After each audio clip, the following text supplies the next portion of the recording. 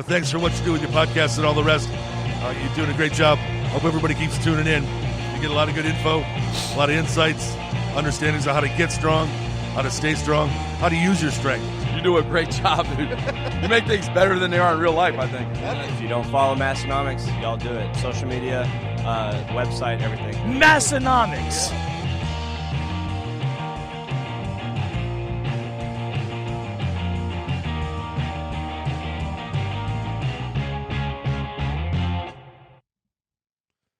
Welcome back, Swolgers. Gravity is a choice, but the Massenomics podcast is inevitable. Welcome, episode 490. My name is Tanner. And my name is Tommy. This is 490. If we keep this up, Tommy, we're going to make it to 491. I know. I can sniff it. It's been my goal since day one, 491. Right around the corner. 10 out from 500. The top 10 countdown to make it to episode 500 is on. The pressure is mounting, man. Oop. Luckily, we are just scraping the bottom of the barrel for topic ideas here. I was going to say, you'd think we've pulled out every last trick out of the Massenomics bag, but little do you know, we got a big one. We got a big old bag 500. here. We got a big one coming for this episode. I want to tease it right now. Title topic's not going to come for a little while down the road here, but I want to tease it right now. The title of this episode is going to be what, Tommy? Oh, God, you put me on the spot here. How to get $100,000 worth of gym equipment for free. Yeah. So will someone be walking away from this episode with $100,000 of gym equipment for free? No, they won't be, but you will be walking away with an ad for Texas Power Bars because I love this bar. All right, YouTube's going to flag us for that one. It sounded so realistic. We're being a flag. For anyone that doesn't know, we have been flagged before for the Toby Keith song. I wonder what if I just cut like 3 seconds where he just goes, I love this bar. I think that you'd be fine. Yeah. I think what did at the time it was like It's 7 seconds. You did it 2 times back to back, so it looked like. And it is pretty long with the humming. Yes, the humming really adds to it. I really like the humming, but I really love this bar, the Texas Power Bar. Last week's episode, we talked about our tier bar list. Of course, the classic Texas Power Bar was S tier. Last week's YouTube video was Tommy talking about how much he likes the 29 millimeter black zinc chrome sleeve classic Texas Power Bar in his home garage gym. There is not one better. As a matter of fact, he said it is his favorite bar, and we both put it on our S tier. And you could put the barbell in your gym by heading over to TexasPowerBars.com. I really like the guy that told me I was stupid for liking it for the history after I gave about 10 reasons for why I liked it, and like the 11th that was reason just like was the one history. of the reasons. and, Yeah. that was the one he latched on to. How it's stupid to buy something for the history, which I Yes. agree. It's stupid to buy something just for the history, which is why I provided 10 other reasons. But, sometimes comprehension can be low, so you might have missed the rest. Yes. My turn?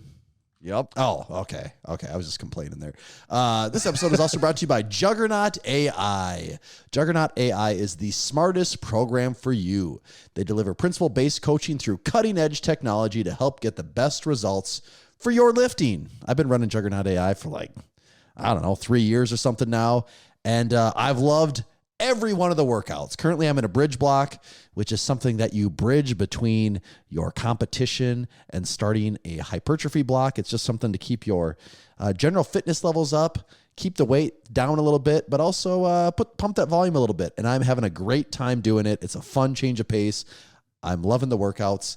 And when I'm done with that, they have about the next 200 days of my program built out between hypertrophy blocks, strength blocks, and ultimately I will test it, I think next March, assuming everything goes according to plan.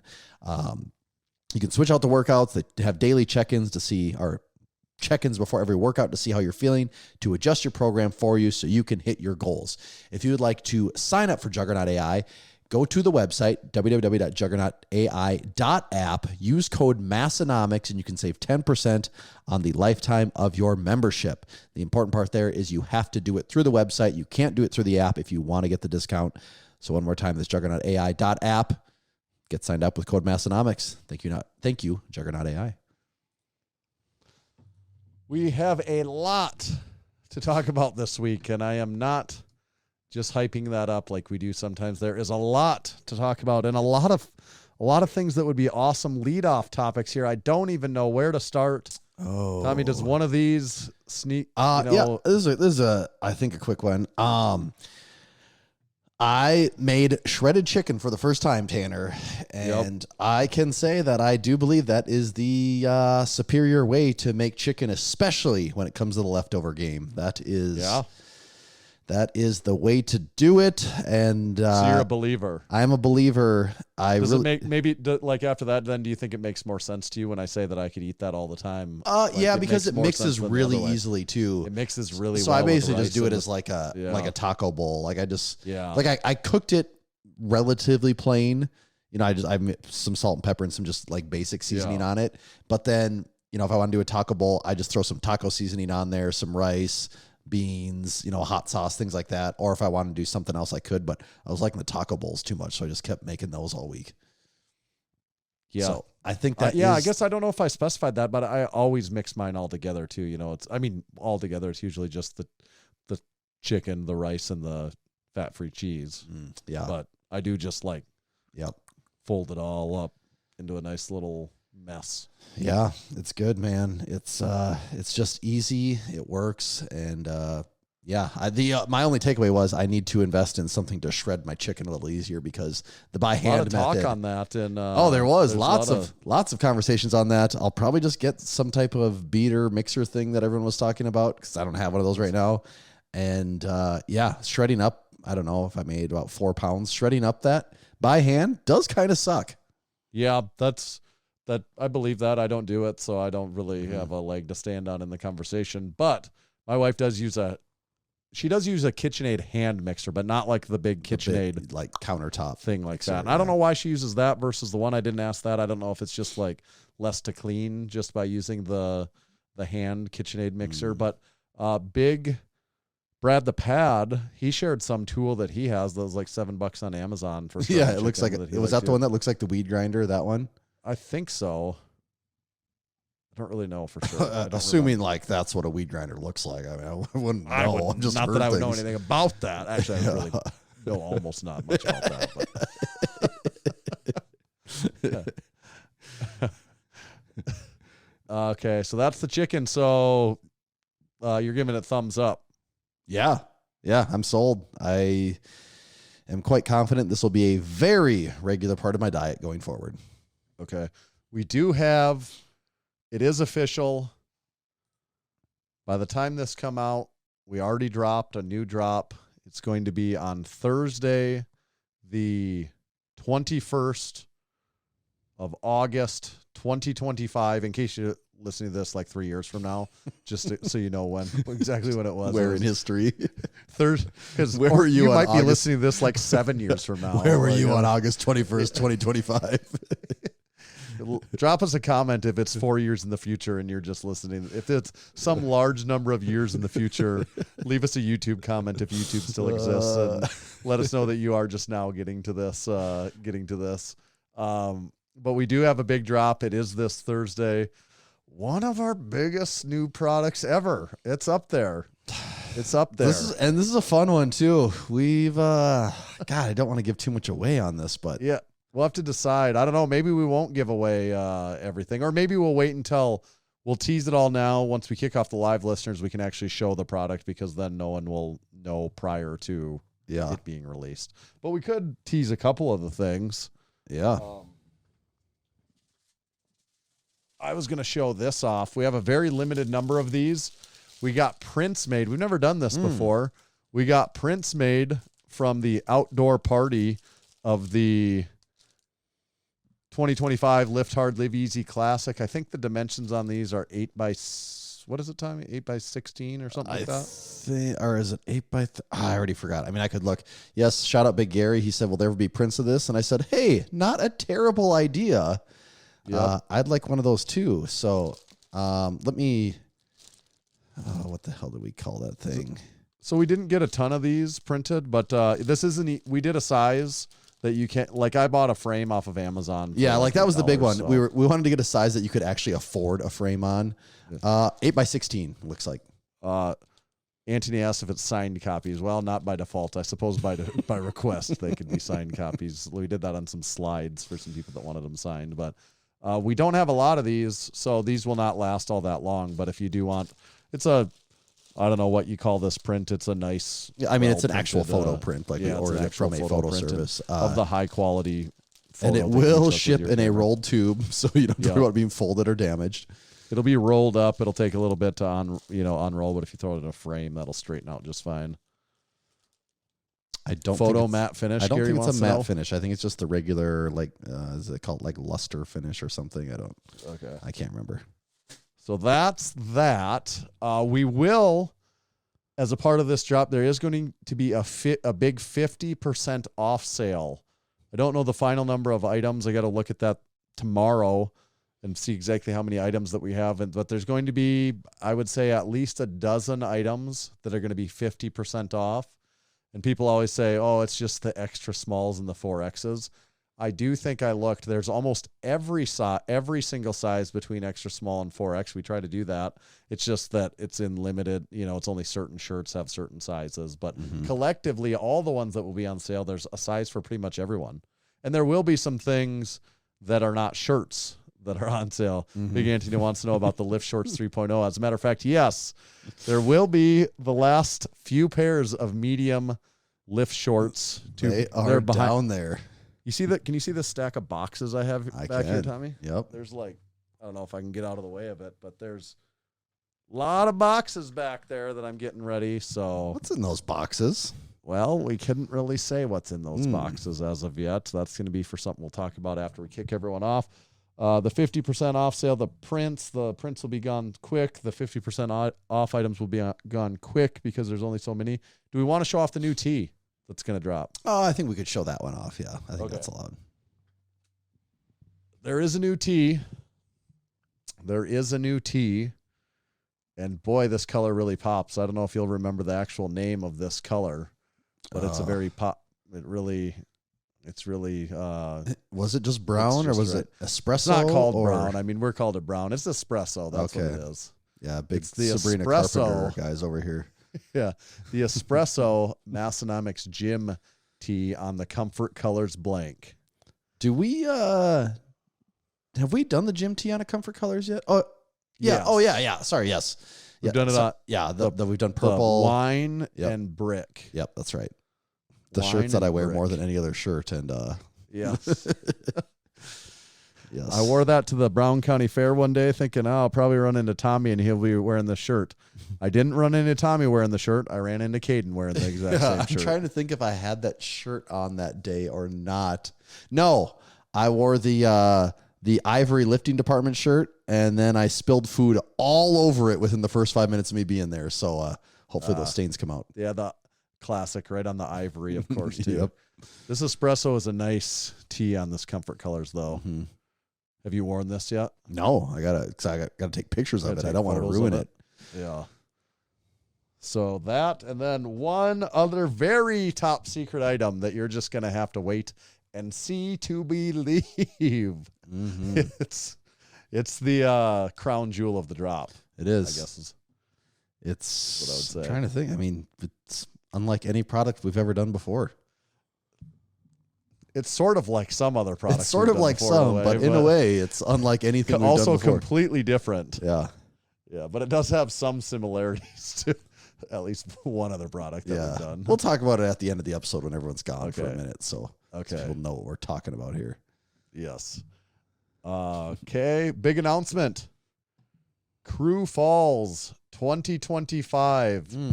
That is our winter Massenomics get-together event. We held it in 2024. We held it for the first time in 2023. Now with a three-peat, the trilogy is coming back to Sioux Falls. This is December 6th, Saturday. The Saturday is the 6th, so I guess the Friday is the 5th, if that math checks out. I believe so. I believe it does, yes. Those are the dates. You can lock it in your calendar for anyone planning to make the trip in. We do this in Sioux Falls versus Western Northeast South Dakota because Sioux Falls is a lot easier for some people to get to. Flights are easier to get something relatively direct there, and you typically a little bit cheaper, and you don't have to do much driving that way. So it's not as big of an event of a Lift Hard Live Easy Classic, but there was a lot of people involved in it last year. You know, it was definitely the biggest year last year, and I would guess this year's not going to get any smaller. Well, and so for people that don't know what we're talking about here, this is just a Massenomics hangout for the weekend. If you haven't been around, it is just an open invite to come hang out. We have a weekend, a jam-packed itinerary for the weekend. We'll finalize that a little bit, but tentatively, the rough idea is we'll probably do a grip challenge at my house on Friday night, which also involves a little beer drinking, a little food eating, and it's just a good old garage time. A lot of chalk is typically involved as well, so you can count on there being chalk everywhere.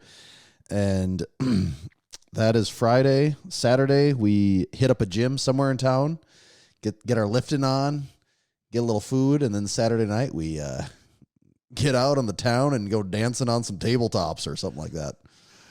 Big Love Lady says Chat GPT is going to love the chalk thing in your gym. This one Bring on weekend the fuels chalk Chat and GPT for the chalk year. and Coke Zeros. Coke Zeros are just going to be flowing. Going to chalk up to says. keep a grip on all these Coke Zeros, yeah. Yeah. And Big Colton said, what gym are we going to? Because on Saturday, so in 2023, we went to Jonah Leo's Liberty Barbell. 2024, we went to Los Campeones. 2025, we don't know for sure yet. There's some options, so we're thinking about what we're going to do. But could be a new gym we've never been to before yet. Even we'll see how it goes. Could go to one of the other ones. We'll see. Also, because there are people that fly in every year, Allegiant does fly into Sioux Falls. So depending on where you're at, you may be able to get a cheap direct flight from Allegiant. Otherwise, the Sioux Falls airport is of decent size. So if you play it right, you may be able to find cheap tickets into town. And for anyone that doesn't know, the Crew Falls event, attending that is a check mark on the Massenomics Hall of Fame check mark. You're on your card to get a check mark and to make it in the Hall of Fame. Attending Crew Falls is a check mark, so it's extra incentive to make the trip. But we don't charge. I mean, you have to pay to get here. You have to pay to stay. Like, it's not an inexpensive trip, but we're not really, like, we don't make any, we only spend money at Crew Falls, right? We don't make any, am I forgetting, like, we don't make money. We don't do it for the short-term money grab on this because there's no money for us to grab. We just do it because it's fun, and we wanted to have kind of something halfway in between the Lift Hard, Live Easy Classic and, that was the original reason. Like, we need a winter event. Mm-hmm. we need to have a Massenomics event every month, or we're just totally bored out of our mind over here. Yeah, and Key said it's content. Yeah, it is content. Although, at this point, even with our content plan, it's less of content than it used to be because the content that we pump the most out of is just like straight up gym tours and equipment. Stuff, home the gym vlog related things don't do quite as well for us, so we don't do as many of those anymore. But we find a way to work all that into that weekend too, to get a little content out of it at least. Mm-hmm. All right, that's Crew Falls, right? Yeah. December 6th. Yeah, more details will be coming as we get closer. But the important thing is right now is, yes, it will be that Friday, Saturday. Friday, Saturday of December 5th, 6th, or whatever that is. Yeah. Yeah, and we also, just like Inside Baseball, why we pick those dates is we don't want to get it any closer to Christmas than that. We needed to get it a little bit after Thanksgiving. We don't want to get it any later in the winter than that because it just, like, the chances of it being terrible weather are greater. We've gotten so lucky on the weather the last couple of years. I assume it's not going to be. The first year wasn't that nice. Well, it was really windy. yeah.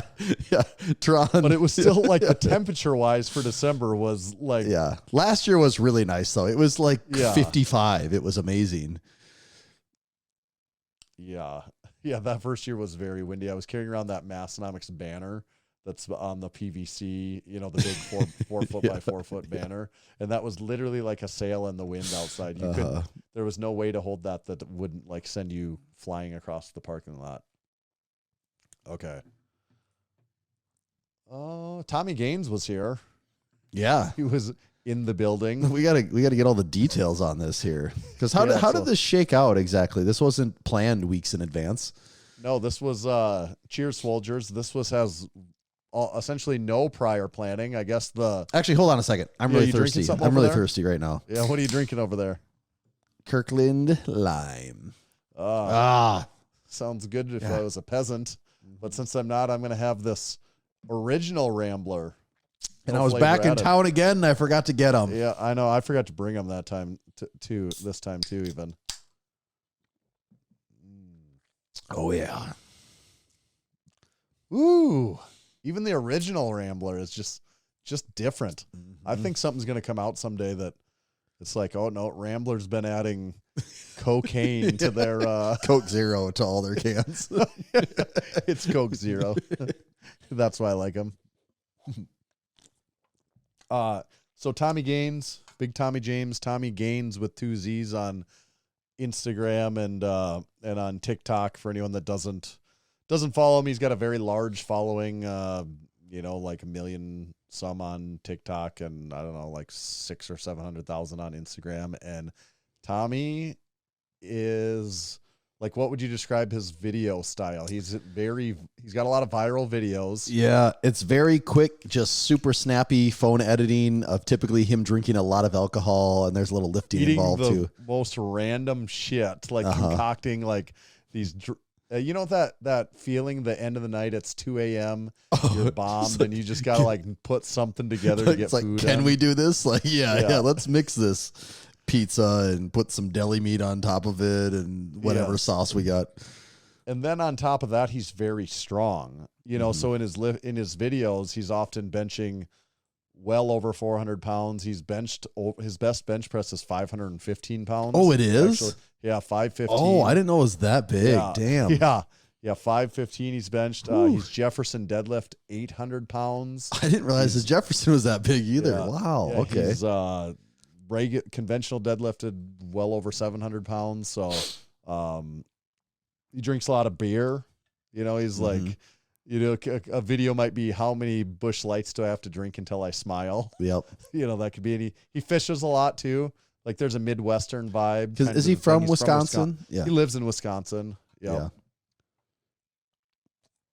And it's also just like a lot of fun too, I guess too. Like they're just really fun, snappy, punchy videos, like you said. But Tommy, we've talked a little bit in DMs over the years, like a very little bit. Like you could have read our whole DM history in 2 minutes, over the last 10 years or whatever it's been.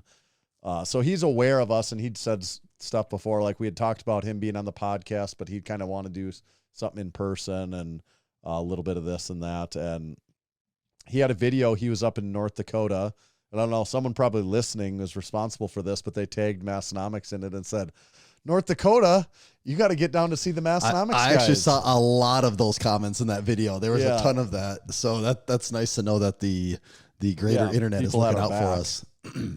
So then I threw in a comment on the post, and I just said, shoot, you're almost in our backyard right now. And then I don't know how many hours it was later, he messaged like, you were in Aberdeen? I didn't realize you're in Aberdeen. I was in Aberdeen earlier today.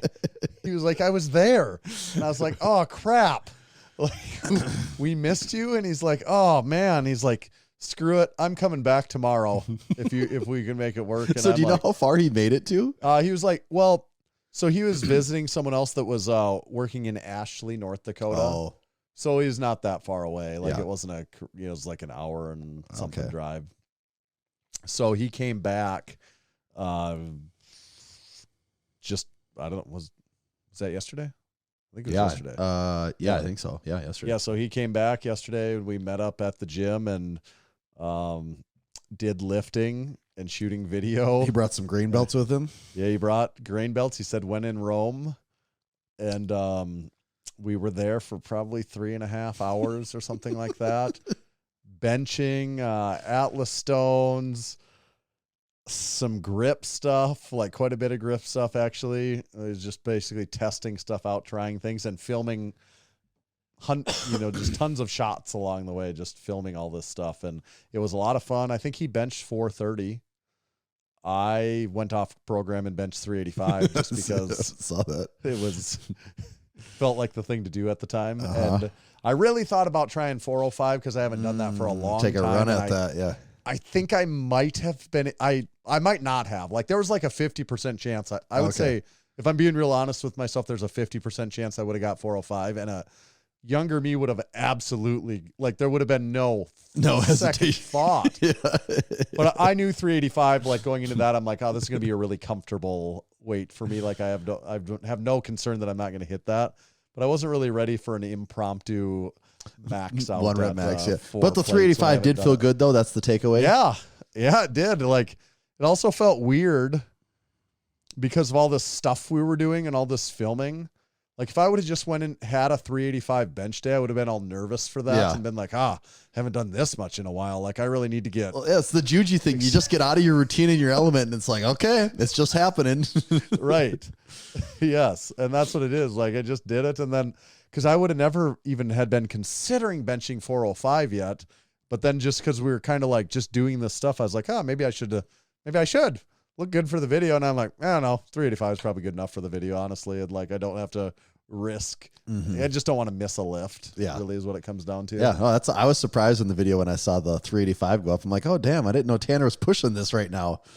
And I really haven't been, in particular, I haven't been, but I also feel really good because I've just been training pretty intelligently and training hard, but not super heavy and stuff. And I just feel overall pretty good. So I can handle a heavy day. And also part of it, I thought the Boogs thing, there is something to horse cocking heavy loads every once in a while. Yes. Like I think we're probably the same in that we get so rigid, which I think is smarter than the alternative of just doing random shit constantly. Oh God. Yeah. Yeah. But every once in a while there is a time and a place. And I think the bell curve is, do dumb shit, follow your program perfectly. And then maybe at the end, it's like, I still pretty much follow my program perfectly, but maybe there is a time and a place for a little stupid shit. That's what I make up in my head, that's the trajectory. I think that's the thing. I mean, you have less chances. You can't get away with that as much as you get older. You're right. And your life is just a little different. But yeah, I think a little bit of that thrown in is good. Yeah. So it was, and overall, it was a blast. We had a ton of fun, a lot of chatting, a lot of behind the scenes stuff, because if you watch his videos, Tommy seems like a wild, crazy man, and Tommy kind of is a wild, crazy man, but also he's a really intelligent man. And Tommy, we talked about this already.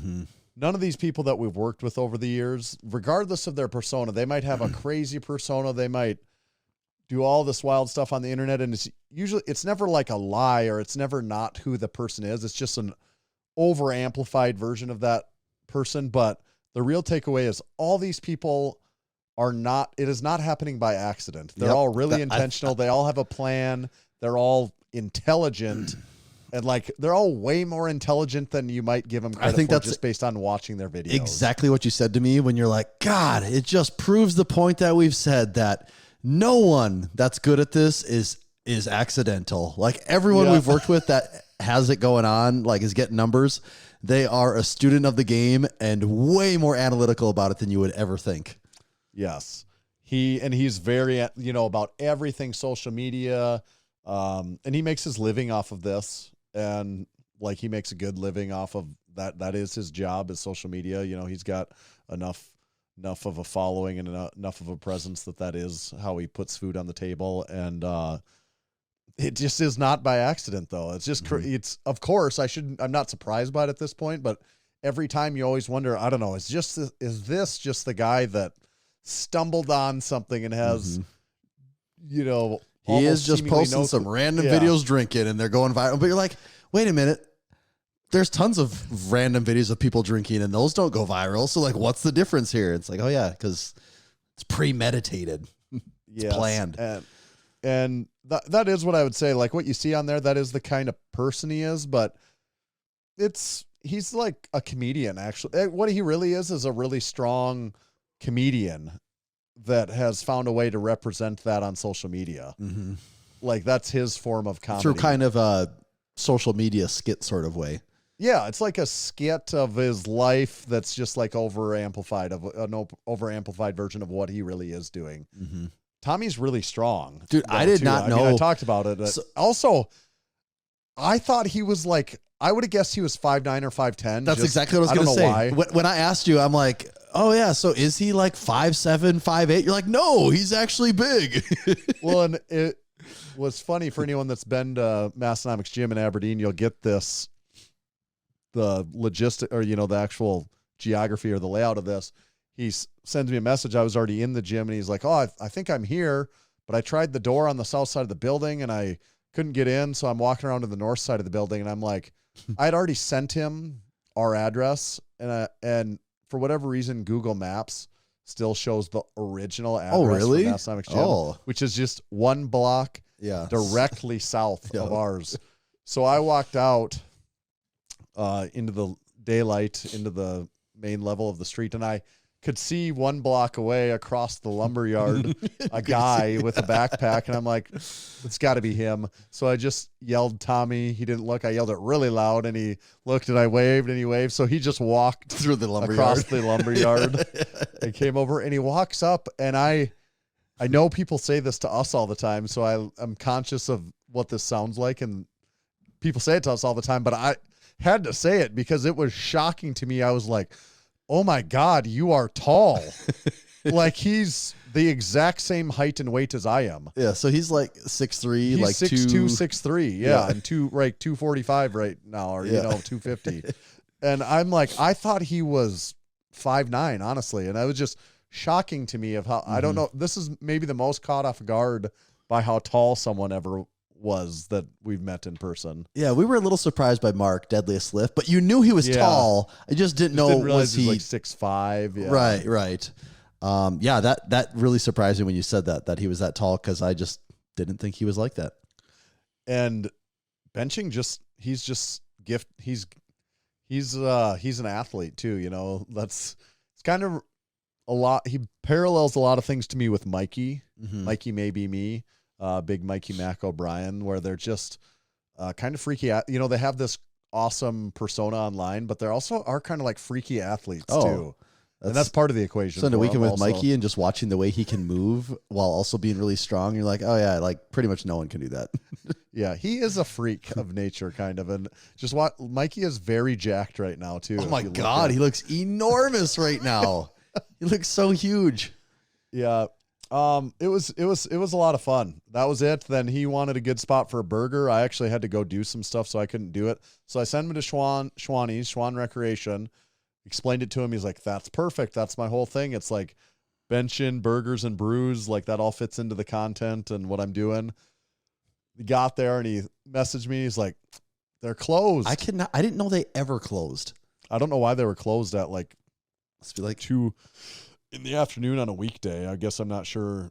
Yeah, that's absolutely shocking to me. It must be like a yearly cleaning or something, because I didn't think they ever closed. Right. So I sent him to the circus, which would be the next. Which is also a great one to go to. Right. So he went and ate at the circus, and that was it. He posted the video tonight, just not long before we recorded. So you got to see the video of the representation of what I just talked about. These here. Aberdeen establishments don't realize they're getting free publicity from people with damn near 1 million followers online. with like 1 million followers online. Like, there's companies like Quick Trip and that are paying lots of money for that guy to do that. Pay a lot of money for him to do what he did right there.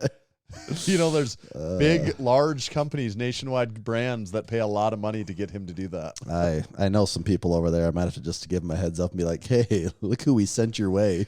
Yeah, that's probably true.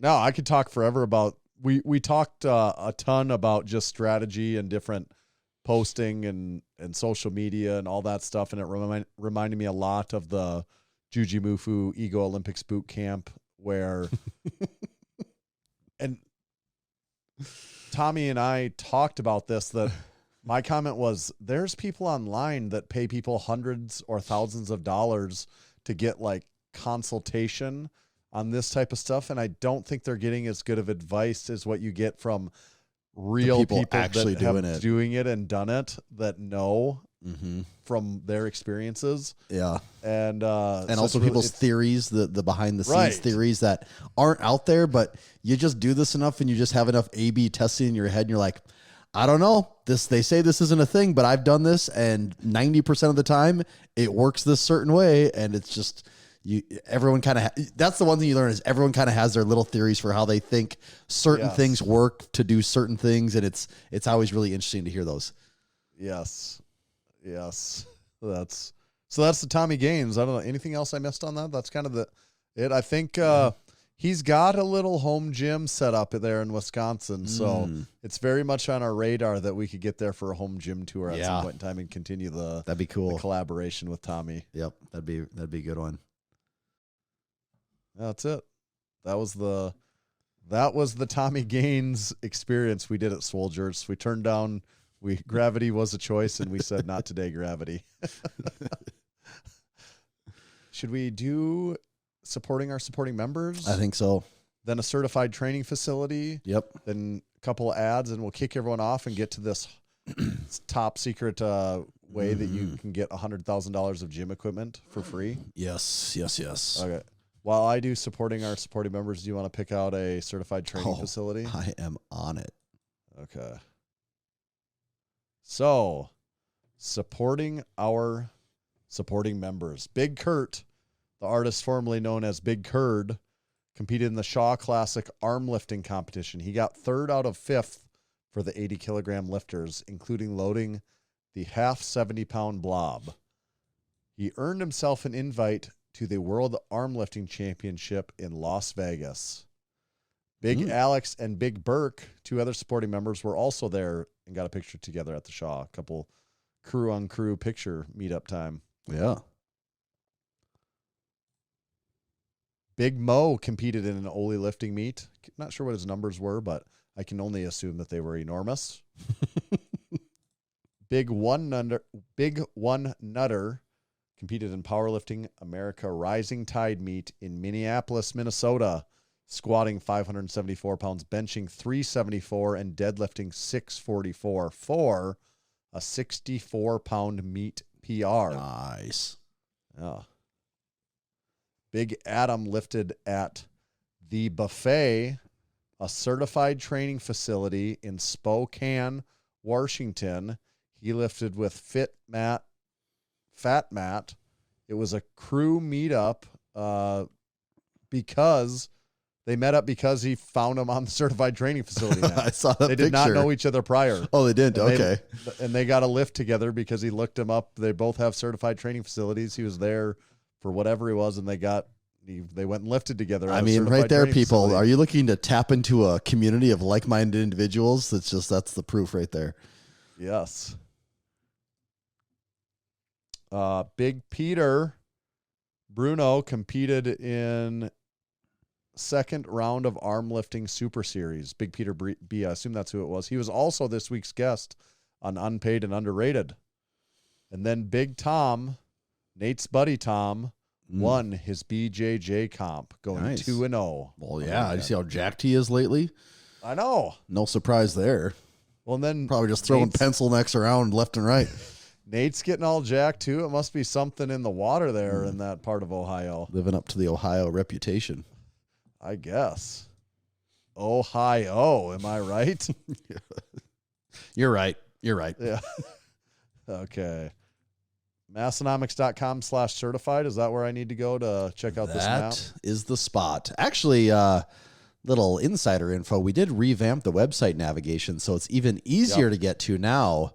You know, we have all these other exciting programs and things going on through Massenomics. So now when you go to the website, the navigation has shop, certified gyms, affiliates, podcast, Hall of Fame, and a company drop down with some additional pages. But a little easier to get to the highlights of the website now. Yeah, it makes a lot more sense. It does. Did you have one picked out? There is something here that we got to do, but we can save this one for next week. Too. I did pick one out here, actually. Let's go with that. If we go down to the southwest, the Phoenix area, there's an interesting gym here. It's called Scottsdale Garage Gym. Scottsdale Garage Gym. And that's in Arizona, huh? Yes, it is. All right. I'm tracking. Let me get down there. But it's warm down there right now. Probably, yeah. It's warm up here right now, so. Did you lift today? I did, and it was warm. How It was actually that? wasn't. Yeah. The worst was maybe one of the worst days. I mean, top 3 for sure. Worst days in the gym was, I think it was Saturday or Sunday. It was like 85, which not terrible, but the humidity was 91%. And Yeah. it was just like the hottest blanket was on you the entire time while you were lifting. It was that one was rough. That one was rough. I feel like what you're saying is it's not the heat, it is the humidity. In that case, I can assure you it was not the heat. It was the humidity. Western Northeast South Dakota, the last, I would say the last 3 days, so like Sunday, Monday, and now Tuesday, have been pretty miserable with the heat and humidity. And then we got so much rain. The Yeah, week I was leading seeing up to it. streets underwater, actually. The mosquitoes now are wild. I bet. Like people complain about the mosquitoes at the Lift Hard, Live Easy Classic. There was no mosquitoes there compared to what it's like right now. They are freaking. It's They so are it's so bad right crazy. now. I mean, mosquitoes don't exist in Sioux Falls. I don't know. Maybe they do somewhere. I don't know if I've gotten like 2 mosquito bites since I've lived here. And you could just walk across the grass in Aberdeen and get 15 of them just going from your car right to now the yard. you definitely can Yeah. because there's so much standing water. Uh-huh. So this is just the whole city is a breeding ground for mosquitoes. They're actually spraying like tonight and tomorrow night. Oh, and yeah. like they're, I assume, bringing out the heavy guns. You got to, yeah. We are going to have cancer after this week if we don't already. But at least you won't have bug bites. Yeah, I'll take my trade-offs here. Or I should say you'll have less bug bites. Yes. Fewer. Yeah, there's still, You're still there going to have won't bug be bites, just not as many. there won't be none. Yeah. Yeah. Yeah, Rapid City, Western South Dakota literally doesn't have mosquitoes. Like it's not, they talk about Midwest versus West and stuff. When you do go west of the Missouri, they really don't have mosquitoes. Do they? like They're in the not much Black of a thing Hills. out there? I don't think mosquitoes almost exist in the Black Hills. Someone correct me if I'm wrong, but Interesting. I think that's almost like I think that they're not a thing at all. Maybe I'm making that up. Aberdeen That's makes right, up for it for the rest of them, though, right? We do. We definitely do. Okay, should we look at this gym? Yeah. All right, so what's interesting about this gym, we just have one photo, but if you really zoom in on this thing and look at it big, there's a lot to dissect here. And this is, again, in big Scottsdale Garage Gym. And first thing, this is, in fact, a garage, which in Arizona can get pretty toasty. I'd be very curious if he has any type of AC or mini split or anything in here. I see some ceiling fans. You got 2 ceiling fans, so that's smart. But floor completely covered in horse stall mats, it looks like. And I think this is a 3-stall garage. It looks big, doesn't it? Well, I see 2 garage doors. Yeah. The big garage door is a large garage door. So I guess yes, this is for sure a 3-stall at least. It's hard to tell what is farther to the left, but you can also tell by the horse stall mats. This is at least like freaking 12, 20, 4. 18. Yeah. This is like 30 feet wide. Yeah. So lots of room there. But floor completely covered. So, all right. So just looking at some things right away in the foreground, Tanner, we have an assault bike. So you got a little cardio action. Yep. Actually, in the back right corner there, I'm curious what I'm seeing. I see something with like a lever arm of some, like, I don't know if there's like a functional trainer that we can't see because there's some attachments on the wall there too. So maybe he has a functional trainer in that corner. There is a functional trainer, right? Like Yeah. it's like a free motion. Some or more something photos like would that. really solve these mysteries for us. But Yeah. we got on the back wall, we got barbells 1, 2, 3, 4, 5, 6, 7, 8, 9, like 10, 11, 12, some of them, a lot of them. We got low bar. There's a safety squat bar. Bamboo there's a bar. Bamboo bar. lots of good stuff there. A rack. And he's got more barbells on a Darko anchor in there. He's got the chain hangers in there too. I see some mono arms. He's got a rep. Looks like the same bench as me, AB 5200 in red. Actually, the exact same one as me, I think. Yep. We got some Rogue and Alico calibrated plates on that rack back there. You can just barely see them. So that's pretty cool. What is this machine here? Do you know what this like? Is this like a chest press of some kind, like an incline? It looks like it. I don't know if it's adjustable. But that to seat, do something seat different. moves. You can see a pop pin. I'm really curious what Right. that machine is. So I don't know if you could do like say a lying chest press and also a seated shoulder press. Maybe I'm not sure what that machine is. Yeah, or you just like work various angles of incline, maybe. Right. Yeah, it might just be like that. So that's kind of cool. You don't really see that in home gyms too often. Back wall, he's got a variety of dumbbells, kettlebells, some nice shelving for all of it. I see it looks like a leg extension machine tucked in there. And then we have is it the Squat Max MD? Is that what it is, Tanner? Yes, that's right. Also not a piece you see in a ton of home gyms. So that's pretty cool too. On the back wall, we got the Massenomics Certified Training Facility banner. I can see the certificate sitting underneath it. Up top is a Wu-Tang is forever presidential sign like that. Yep. We got the Rogue 70-pound. Do they just call those the wagon wheels, or what do they call those actually? 26ers. The 26ers, that's what they're called? Yep. Okay. Got those hanging on the wall. Those look sweet on there. What is this here? Is this some type of hack squat, chest press, Force USA combo unit? Yeah, hack squat leg press. Oh, sorry. So That yeah, must be right. yeah. So yeah, hack squat leg press. And That- what do you suppose those are Rogue deep dish plates on there? It kind of looks like it. They're thick. They have a very nice shine to them. Yep. It would sure seem like they are the Rogue deep dish plates. And then there's a lot more bars back here. We got logs, axles, Yeah. rackable curl bar. That's a very special visit from the curl bar fairy when you got that one. Yes. Wall control galore. We got clips, a landmine attachment. I mean, tons of good stuff here. Very impressive gym. This is a high level gym. You see a gym like when you see this, does it make you just want to be? Does it make you wish you could just turn your whole garage into a gym? I have been really fighting this mental battle a lot the past month here. We'll talk more about this. I've had some changes in progress and changes going on, and this does make me want to do that. When I see this, I start to look and be like, what do I really need a garage for? I could just have another full gym. Yeah, like, why am I wasting my time? Actually, you know what? This is the big. Well, I have a newer car, which would now at this point kind of drive me crazy parking my car outside. But the worst part is just the winters are so hard. They're so hard on your car out here. Like the Malibu, an amazing unit it was, and it was really only one winter I parked that thing outside. It was when we moved to Sioux Falls, which was like a record-setting winter as far as snow and cold and ice went.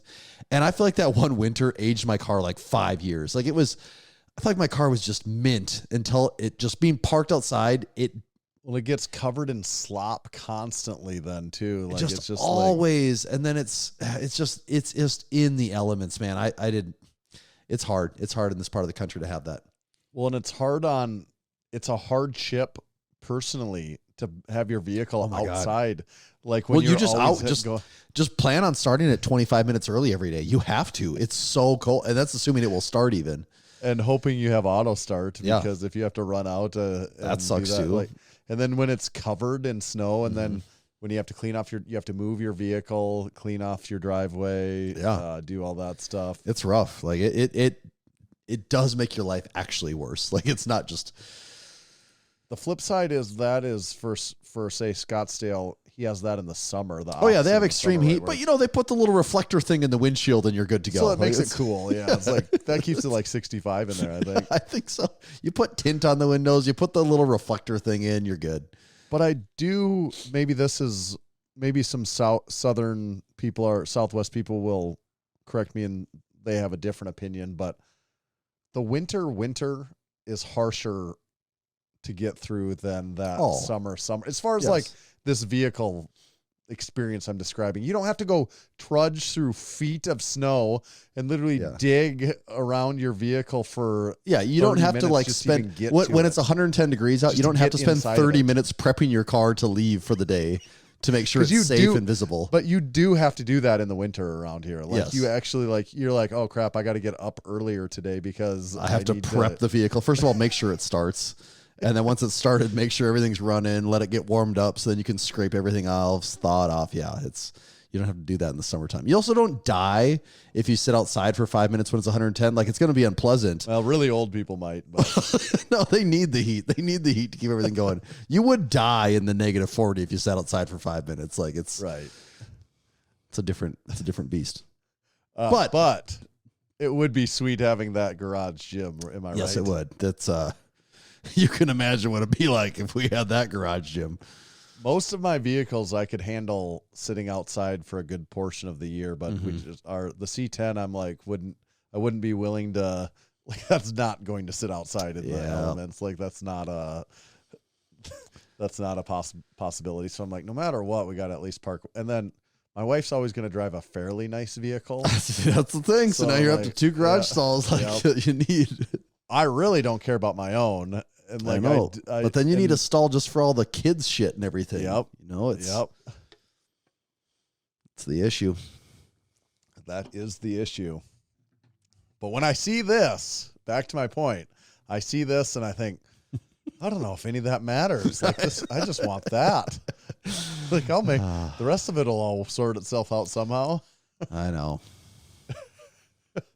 I'll be miserable for 4 months out of the year just so I can just to have this. Yeah.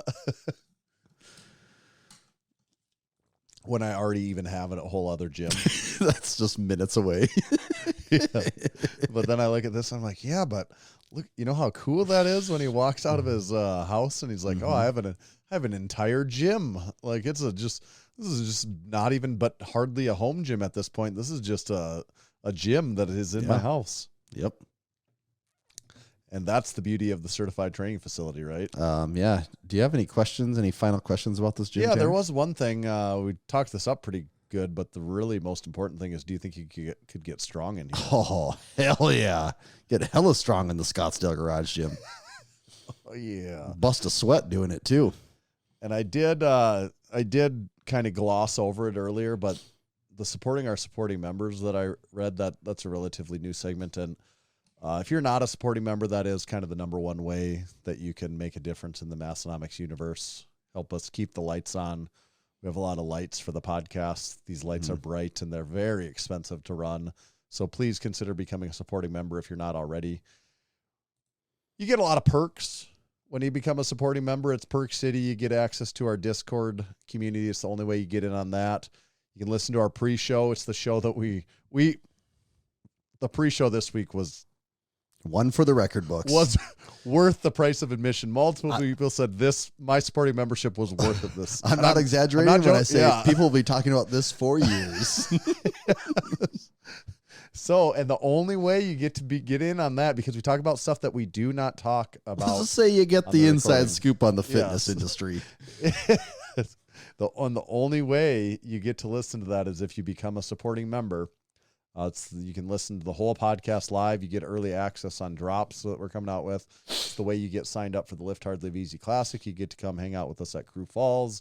When I say us, I don't just mean like Tommy and I. You get to come hang out with like a whole bunch of people that like doing this lifting and drinking is all any of them know. So, and lastly, most importantly, the mailer is it hasn't gone to print yet, but it could go to print any day, right? Yeah, it's like 98% done today. We have just one minor tweak we got to make, and then it's sending off for production. Yeah, so the line in the sand is not yet. By the time you listen to this, you still have time to get signed up. We will give a very firm date, line in the sand. And we always do make a few extra for those last stragglers there. Yeah, we're going to have it so we'll push the line of sand as far as we possibly can, because our number one mission, not for our own benefit, but for the benefit of you as the listener, is to get as many of you signed up as possible before this comes out. There again, I can't stress it enough. It's not for us. It's for you. We're doing this for you. You sign up. You are the winner in this scenario. We're losing here. We just want to make sure as many of you can win as possible. And the only way you win is by getting signed up to become a supporting member before this line in the sand. So make us lose more and let you win more. That is our goal. We're doing let this us help very you selflessly. Help us help you. This week's episode is brought to you by our friends, our kind, caring friends over at Barefoot Shoes. It's barefoot.store. That's where you go to check out all their fine footwear. This last weekend was the Brown County Fair, South Dakota's largest fair of the entire state, right here in western northeast South Dakota. Also, South Dakota's muddiest fair every year.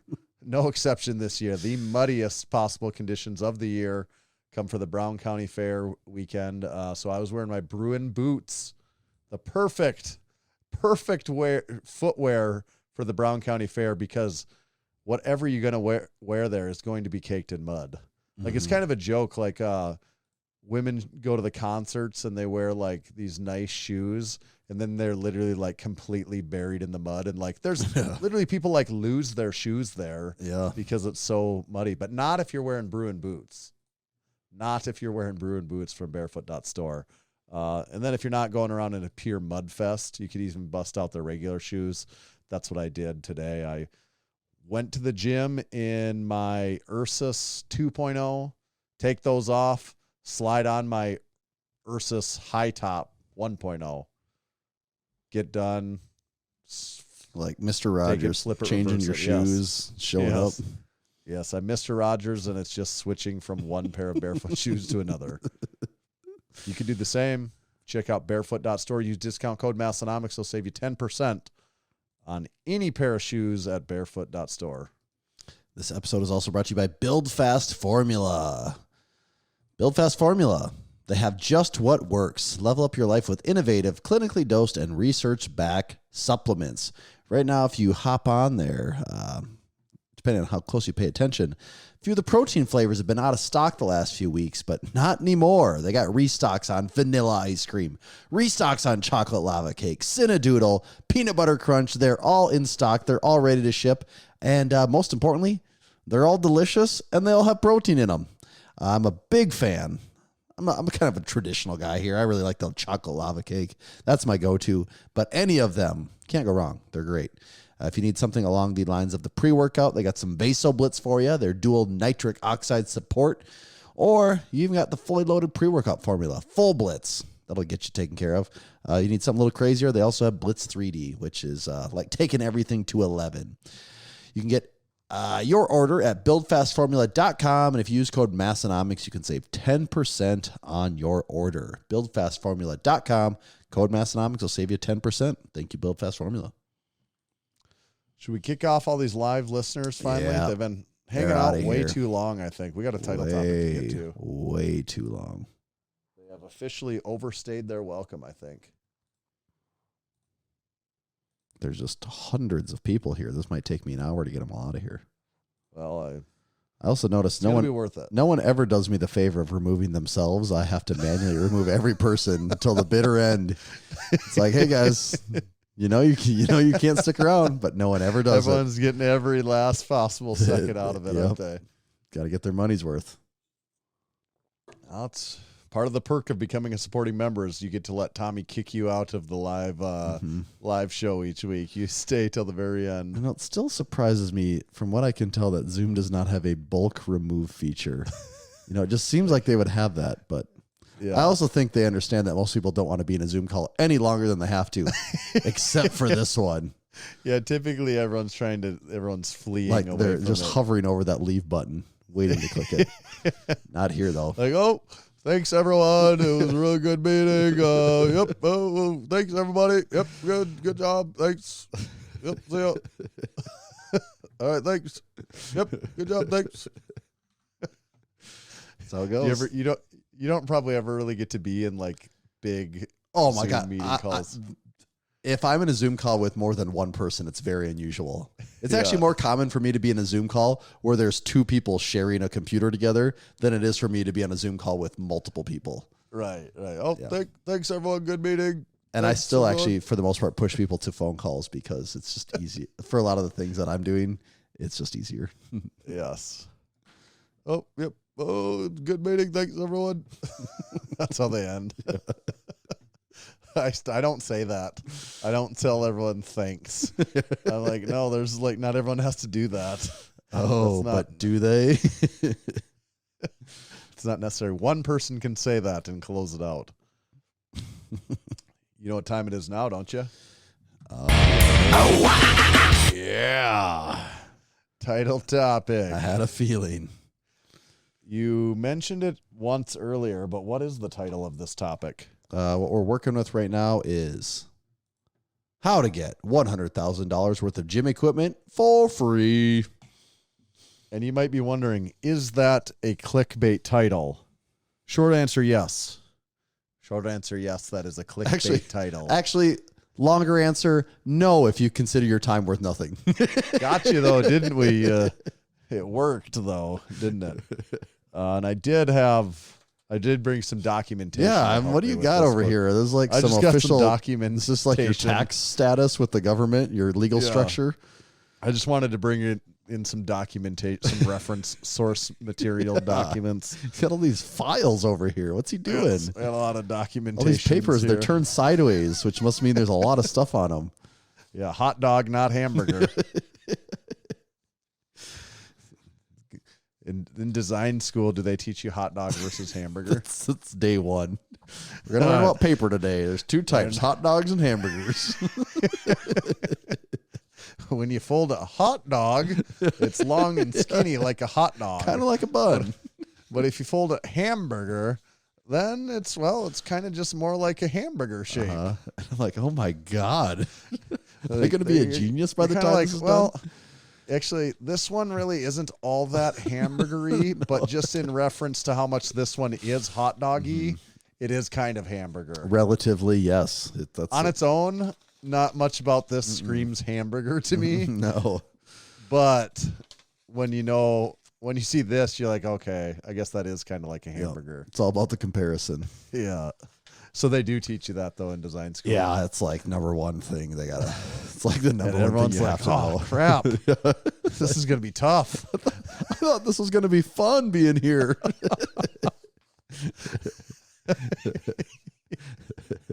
That's like the rude awakening. Yeah, that's like shit. half the people leave right then.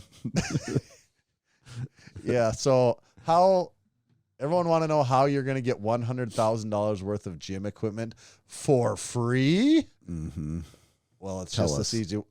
What we're going to kind of talk about, we've talked about this at times on the Massenomics podcast before. Over the years, we've dove into Massenomics Gym in pieces and waves and bits. We probably even talked about this very similar thing at times in the past, like several years ago. We've been podcasting for almost 10 years. So we've talked about a lot of things, but we haven't talked about this recently, probably not within several years. Mm-hmm. And we kind of want to talk about some of the inner workings of how a gym like Massenomics Gym works, because a lot of people, I think, home gyms have become a lot more popular in the last few years, and that maybe has curbed some of these people thinking that they need to start a commercial type gym. Actually, I never thought about that. That is a good point. That is the outlet for a lot of people now is, no, I can just drop like 50 grand in my home gym, and that scratches that itch of having a room full of gym equipment. Because 10 years ago, so few people were doing that. It wasn't even like a thought for many people that you're going to do this like really elaborate home gym. Yeah, 10 years ago, for the most part, a home gym was a treadmill, maybe something else, cardio, and like you might have one of those all-in-one Bowflex type things. Right. Like that was not an unusual setup. Run into tons of people that would say like, oh yeah, I want to start my own gym someday. I mean, I feel like I would never even be able to count the number of people that I had tell me that. Yeah, you don't hear that much anymore, do you? No, and this wasn't really part of it, but I feel like that's because of the advancement of home gyms, isn't it? I And like think the you're home right. gym I equipment think you're. market. I'm actually very surprised we didn't come to this conclusion a little earlier when we briefly talked about this topic. But yeah, I mean, at the Arnold, we'd always have people come up to be like, "Oh, that's a cool gym. I'm going to start one like that," or just something along those lines. And yeah, it's been years since we've heard that. Yeah, but so we're going to talk about some of the dollars and cents. Maybe not exact Nat's ass details of Massenomics Gym, but just kind of how it works, and can be almost a cautionary tale of while you'll decide you don't want to do this. And if you listen to this and think it is something you want to do, maybe it's a little helpful advice and Otherwise, it's probably just some entertainment if you're into the gym scene of like, oh, how does that work? So when Massenomics Gym opened in November of 2015, we did have 12 members. 12. Okay. 12 members Right when off the we bat. opened. I mean, our I was one of them. doors. You were too. You were one obviously. of them. Yes, I was also one of them. I was a paying member, as a matter of fact. Always have Can I been. see if I can name all 12? Do you know actually who they are? Well, I don't actually have the okay. list. I do know most of them, though. I was going to say me, you, Ryan, Brandon. I don't think Brandon was an original member. Oh, he Not must have quite. came like a month later then. Yeah, he came Okay. in the because the next month we had 17. Okay, the number 5 I'm saying Larry. Yeah. Thick Nick. Or was he like a month later too? He might have been original. Okay. He might have been original. We'll say he was. Ross. Yes. Was Leah right off the bat or not? She was original, I Okay. think. Was Becca think right she off the was. bat or not? I don't think so. Okay. God, I'm at Maybe I'm 8. wrong, though. I'm not I think Leah was Corey. Oh, yes, Corey, off of the course. bat. Yes. That's 10. And then Tom Johnson. Oh, yeah. Yeah. And maybe his friend Shane. Yeah. Okay, that would put it at Might have 11. been the 12. That sounds or about 11 right. Or 12. Yeah. Okay. And a lot of those are gone, actually, because of moving. You know, Yeah. at least. About half of them. Yeah, about No, half maybe of not them are. even. Shane. I think Nick's gone now, too. Oh, yeah. Shane, Nick, and Tom would be probably the 3 of them. Shane, Nick, Tom. I think everyone else is there, aren't they? Maybe they are. Well, me. Well, yeah, you. Me, yeah. Yeah, so 4. four of them are Yeah, so gone, about for half, sure. just about half of them have moved. Right. Or gone. Yeah. Right. But that at that time, our rent, let me see what rent actually was. It was very, very, very cheap in that original spot. We were paying $300 a month. But that so $300 a month for rent. This room was also in a basement with a dirt floor in probably 100-year-old warehouse. And what was the room? Not climate control. Was the room 20 by 20 maybe? Yeah, that's about what it was. It was smaller than most garage gyms we tour nowadays. True. Also, I was thinking about this before we got started. Basically, any single item in my home gym was nicer than the nicest thing in that gym. There was nothing nice in it, really. I mean, not of what. No, none of it was Again, bad, like but just by standards of by today. the standards of the home gyms we tour, no home gyms have a rack like those racks we had there. No. Like people aren't using, like we don't go to home gyms and they have those for racks. No, well, the one was like a homemade rack, kind of, wasn't it? That homemade half rack, wasn't that sort of a homemade thing, or was That's that actually not homemade? That it was, was bigger, faster, stronger. Okay. But That- or bigger, stronger, faster. Yeah, whichever even that- is. everything's But, just I mean, funny. it looks like a homemade. Rack, That pretty and the much, bench yeah. too. That bench seemed homemade. That bench was homemade. If Okay. I would say that bench was homemade. Yeah. We did have the dumbbells. When we Now had that it. was the most commercial thing in there. Then yeah, the was lat dumbbells. pull down was a very old lat pull down machine. Even It wasn't 10 this one. years It wasn't the ago. one you have right now. No, it is the one. I Oh have right yeah. now. Okay. But it's just Yeah. you It's know, just ancient by commercial Right. lat pull down standards. It is. right. Like if you saw that in a home gym, you know whoever has that is not the original owner of it. Oh God, yeah. You know that there's been like 5 owners between now and Yes. whoever has it. Yeah, minimum. We really didn't have anything nice though and new. I mean, do you know though? So this we is didn't also even have a nice bar. Oh, did maybe we did buy a Texas Power Bar right away? there might have been, or it might have been a used one even maybe. Yeah, I think I had a used Texas Power Bar. But just for comparison here, when we're talking 2015, first of all, just buying gym equipment was so significantly different then. The Yeah, number it was- of direct to consumer brands, like Rogue was kind of getting going. Like it wasn't just a Yeah. go to, like, oh, you need this, you go to Rogue. Like that wasn't just the most obvious choice for everything, or in the way that it is now. I don't think Rep even existed yet. But what was I just gonna say about the equipment? I mean, it didn't matter though. Like it was great. Like we thought it was amazing. We loved it. Right. And I don't know, maybe I don't need to go a full history lesson, but I just wanted to give the context of that's where it started. Yeah. And I think that's an important, and also at that time, what was the membership? Like $38 $38 a month. a month. Okay. Yeah, $38 a month. Then within 6 months, that's when we moved to the new location and we were up to 28 members. 28. Okay. So it had grown quite a bit by then. But then rent got quite a bit more expensive at that point. Actually, at first, we were only spending $500 a month on rent in the new location. But it was only half of the location that we really have now today. True. Too. True. So it wasn't until, let me see if I can tell on the timeline when we actually expanded. It was probably a couple the years. gym. Yeah, it would have been in, looking here. It was in May of 2019, I think. Okay. May of 2019, we expanded to the second half of the gym. Okay. So that has been over 6 years. Yeah. That we've been the second half of the gym. And at that point in time, we were up to 37 members. So Okay. even then, we were still only 37 members. Yeah. Yeah. I do remember the point I was going to make, though, is when that gym first started, the very first one, this 20 by 20 room, did you have $5,000 tied up into equipment? Yeah, roughly? I think 7. Okay, like there 7. was 7,500. But the point I'm trying to make is you didn't say, let's open a gym, and you went and charged $30,000 on a credit card.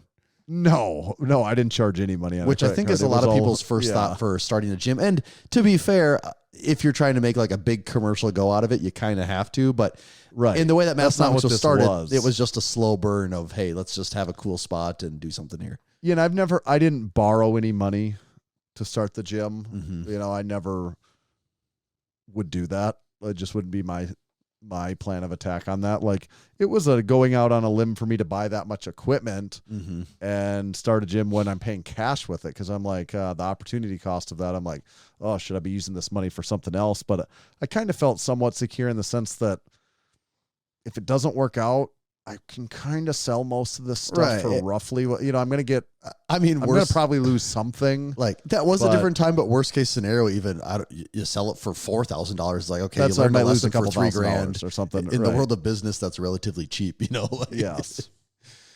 Yes. And then the footprint of the gym hasn't changed actually since May 2019. What's changed the most since then is I've just bought a lot of equipment. And the way the finances of the gym work generally, or work 100% of the time, all the time, I don't pull any money out. The only reason that Massenomics Gym works is because I don't pay myself. Mm-hmm. Like that's, if I paid myself, Massenomics Gym wouldn't have much more than what it had the day we started. Yeah, and that's one thing we've talked about. Like, there's a lot of ways you can run a gym. I think, as we've seen a lot of gyms come and go from people we know or people we're aware of since we've been doing Massenomics. And I think what people forget is that unless you're going to have like a lot of members, Yeah. if the gym is going to, one, get new equipment regularly, that's one pool of money. If it's two, also going to be supporting you financially, that can be a lot of money.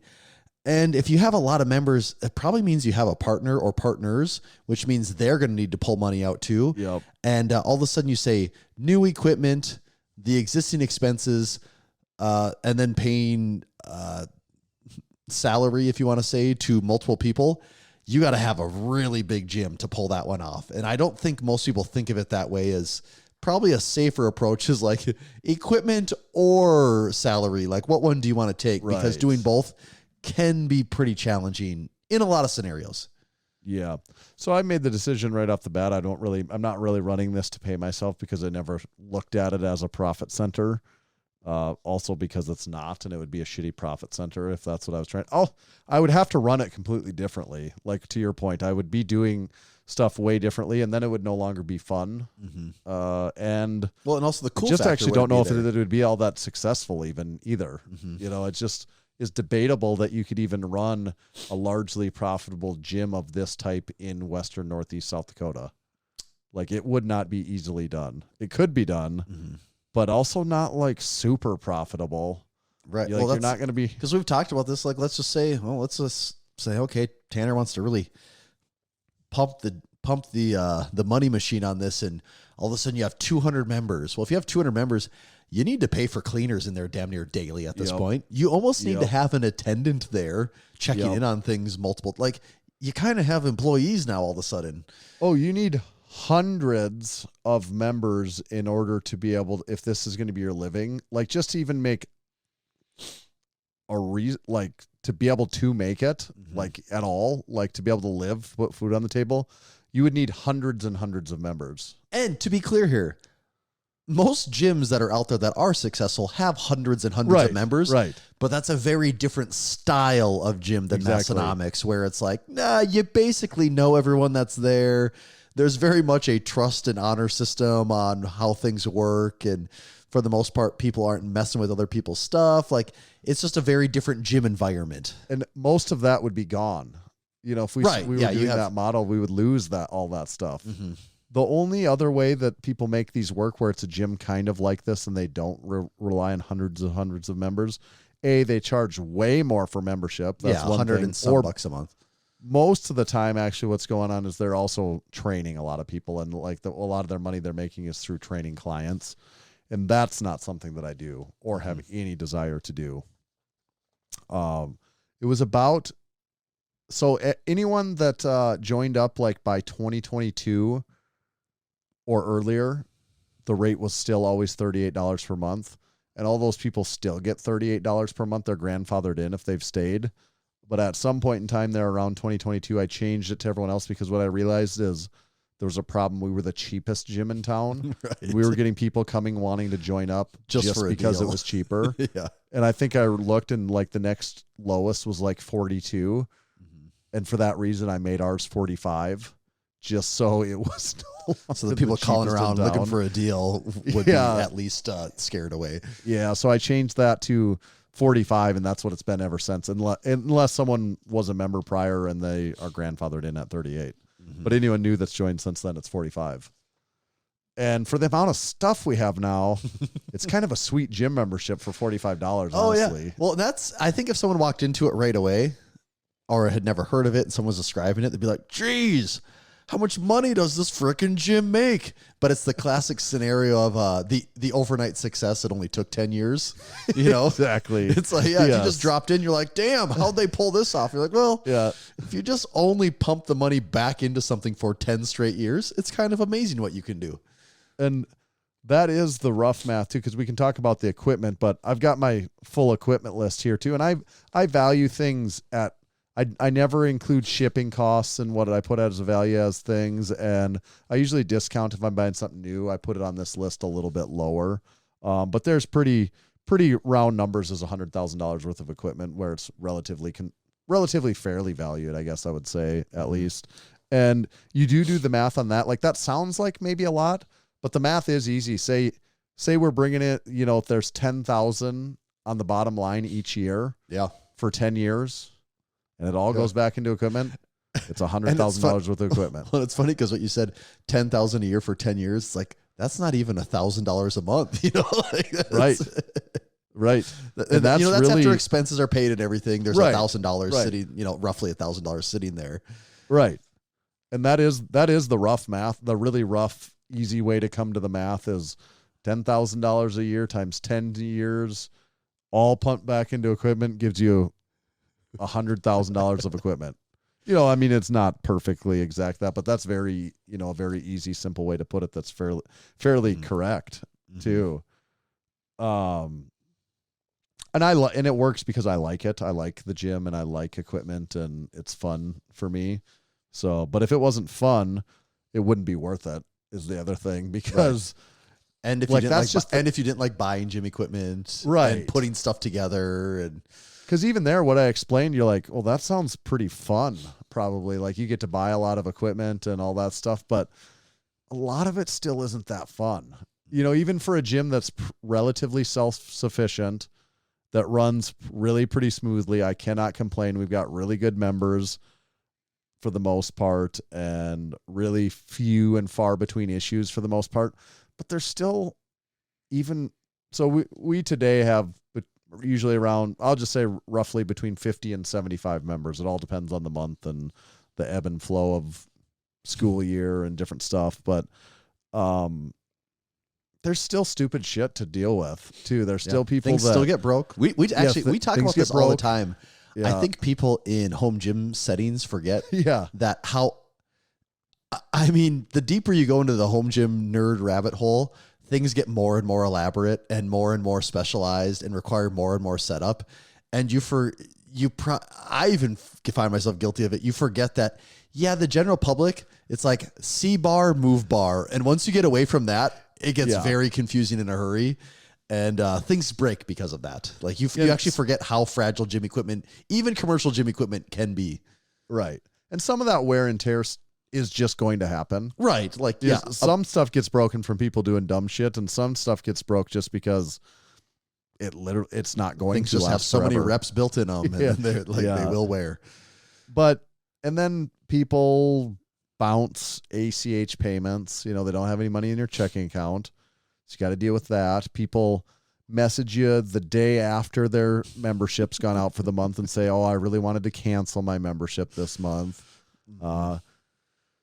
People bring other people in the gym all the time that aren't members. These are weekly occurrence. These things I'm describing are not one-off. This is stuff that happens every single week. And that's with like 60 members that are all basically good members. So start like double, tripling, quadrupling that. And because I talk to other people that own gyms and own bigger gyms, and the things I describe, they deal with wild problems that are actually insane. And the things you're describing, like it's all of those every day. Right. Yeah. Those things you're you're saying weekly occurrence. They're like, oh yeah, this is a multiple time a day, every day thing. Yeah. Which isn't a ton of stuff for Massenomics Gym, but this is a side job of a side job for me, kind of too. This can't be something that I'm investing hours per day into, because and like if you're looking to actually pull money out of it, it's not, as far as time goes, it's just not a great return on your investment, even for the time you're putting. You could get into a lot of business ventures that would pay much more. That would reward you much better than this, if that's what you were after. So that's why, thankfully, I do enjoy it. But some of that stuff is annoying. Our toilet gets broke 3 times in 3 months. Like someone busts the handle off of the toilet, the flusher, 3 times in 3 months. Like, I don't even know how. And no one knows who this person is too. Right. It's like some mad toilet handle breaker. The mad shitter is at it again. Sneaking into the gym just to bust the toilet handle off of the toilet.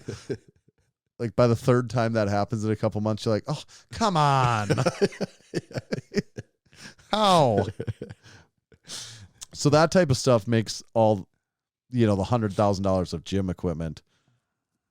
At the end of the day, you're like, well, that seems like a fair, I don't even know if it's a fair trade-off after 10 years of stuff. But like for me, it is. But for a lot of people, it probably wouldn't even be.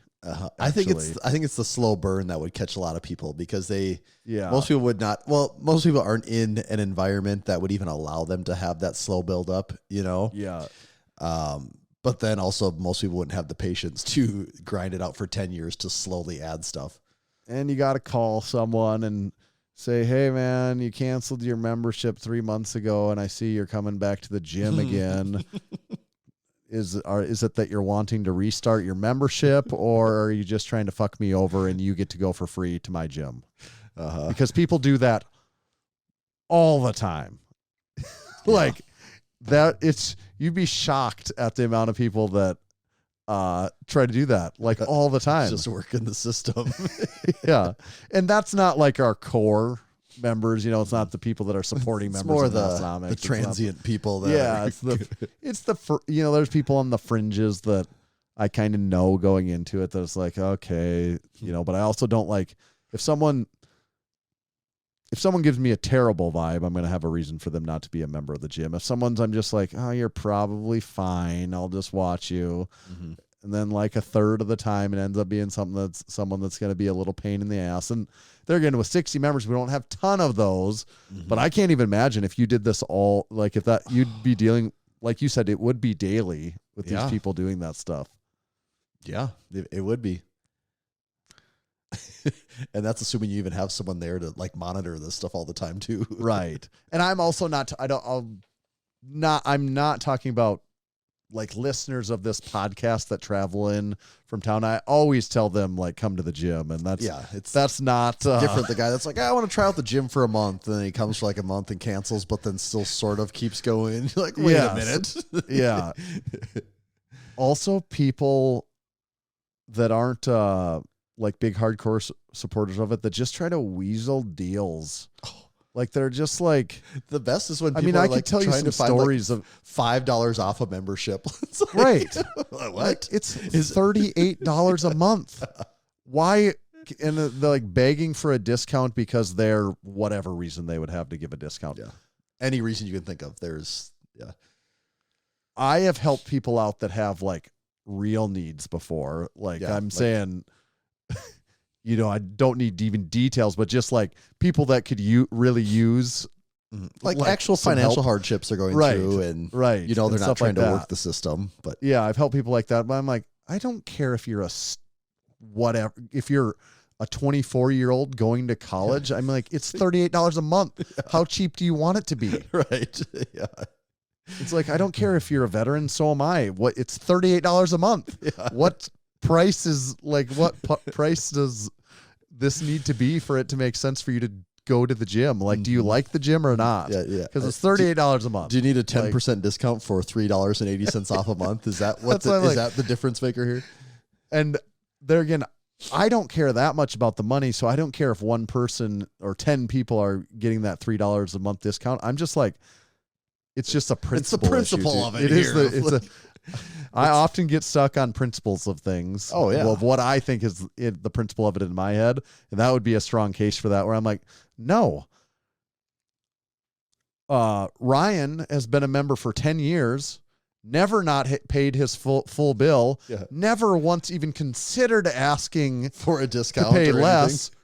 But you, Joe dipshit off the street that wants to join today and is probably going to quit in 6 months, I need to give you a discount. Yeah. I'm like, no, I'm going to give the hardcore, like you don't get rewarded. Mm-hmm. If someone's getting rewarded, it's the people that have helped me out 13 times over the last 10 years, you know, move stuff, paid literally thousands of dollars in memberships over the years, not somebody that's just like looking for a little slimy Just a little free deal. ride. Yeah. That's my soapbox on it. I don't like to sound too negative about it, but the negative stuff are kind of the fun, the things to talk about. Overall, it's really, really good. And Massenomics Gym runs probably as smoothly as this kind of gym ever could. And it does make enough money that we get to keep buying a bunch of new equipment, cool equipment all the time. Usually I go in spurts on the equipment thing where I don't buy much for however many months and like just start saving money up. And it always seems like not enough money, just in case money. And then it gets to the point where I'm like, okay, yeah, we definitely got to spend some money now. Like what should we be buying? And it's been like that we've had enough members for probably 4 or 5 years that it's been like 4 or 5 years steady of just adding a lot of stuff to the gym. And that's why the gym looks way different. Our YouTube video that comes out this week is a gym tour of Massenomics Gym, an updated one. And that tour, like 16 months after the last one, is quite a bit different. There's a lot of different stuff in there. And I mean, some of it's brand new, some of it's used stuff, but yeah. I mean, it's machines. I mean, there's a little bit of everything that got added. Okay. Anything else that I missed on the numbers? I guess I would say, okay, I don't want to put words in your mouth here, but would you say one of the biggest keys for Massenomics and for anyone considering this is doing everything they can to keep their expenses and maybe even rent as low as possible? That's still the only way that Massenomics, even all things considered with Massenomics Gym, that's the only way it works, is because the expenses are minimal. You know, I don't pay anyone to do anything. Like a lot of people, like I know a lot of people like this. If they were even running this little business like Massenomics Gym, like I'm running, they would be, I'm not saying full-time people necessarily, but they would be paying someone monthly for paying someone for cleaning. Yeah. Where now Massenomics Gym is not the cleanest gym.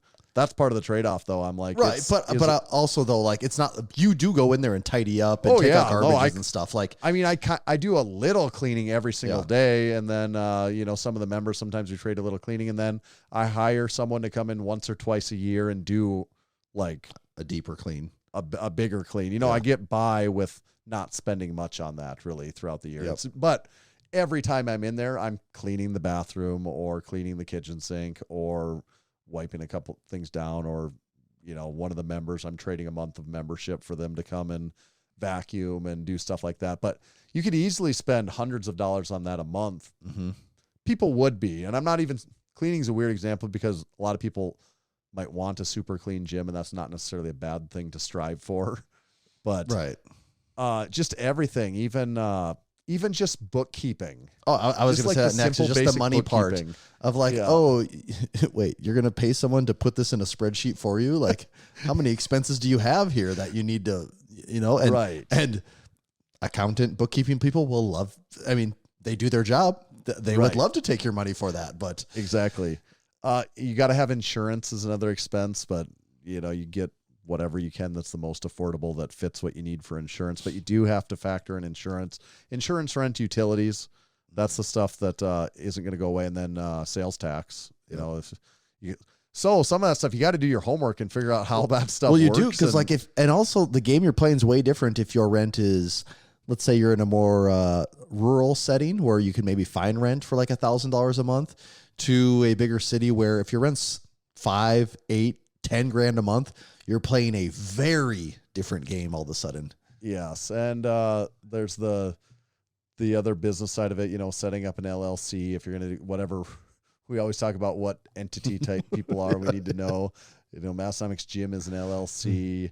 There's also the liability waivers. There's 100% mandatory, without question. If anyone's thinking about doing anything like this, you have to have payments automatic. Mm-hmm. And our payments are ACH, withdrawn out of a checking account at the beginning of each month. That is not optional. Don't ever think that people are going to pay you, like write you a check or give you cash, or even like, no, I'll just Venmo you at the beginning of the month. Like it has to be you pulling the payment, not them pushing the payment.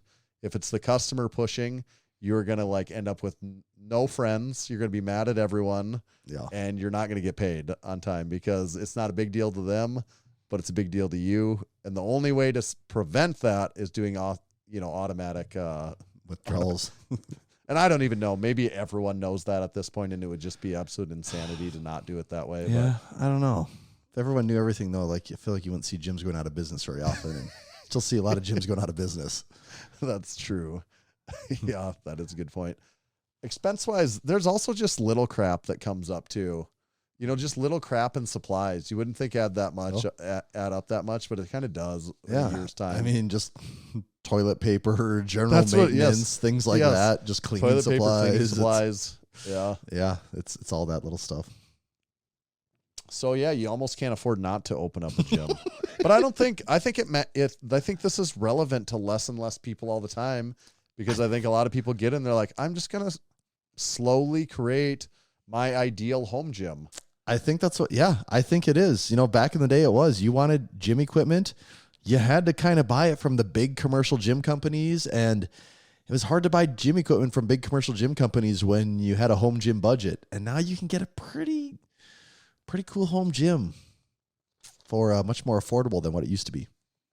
What's your guess on total number of pounds in plates and dumbbells at Massenomics Gym? Oh, God.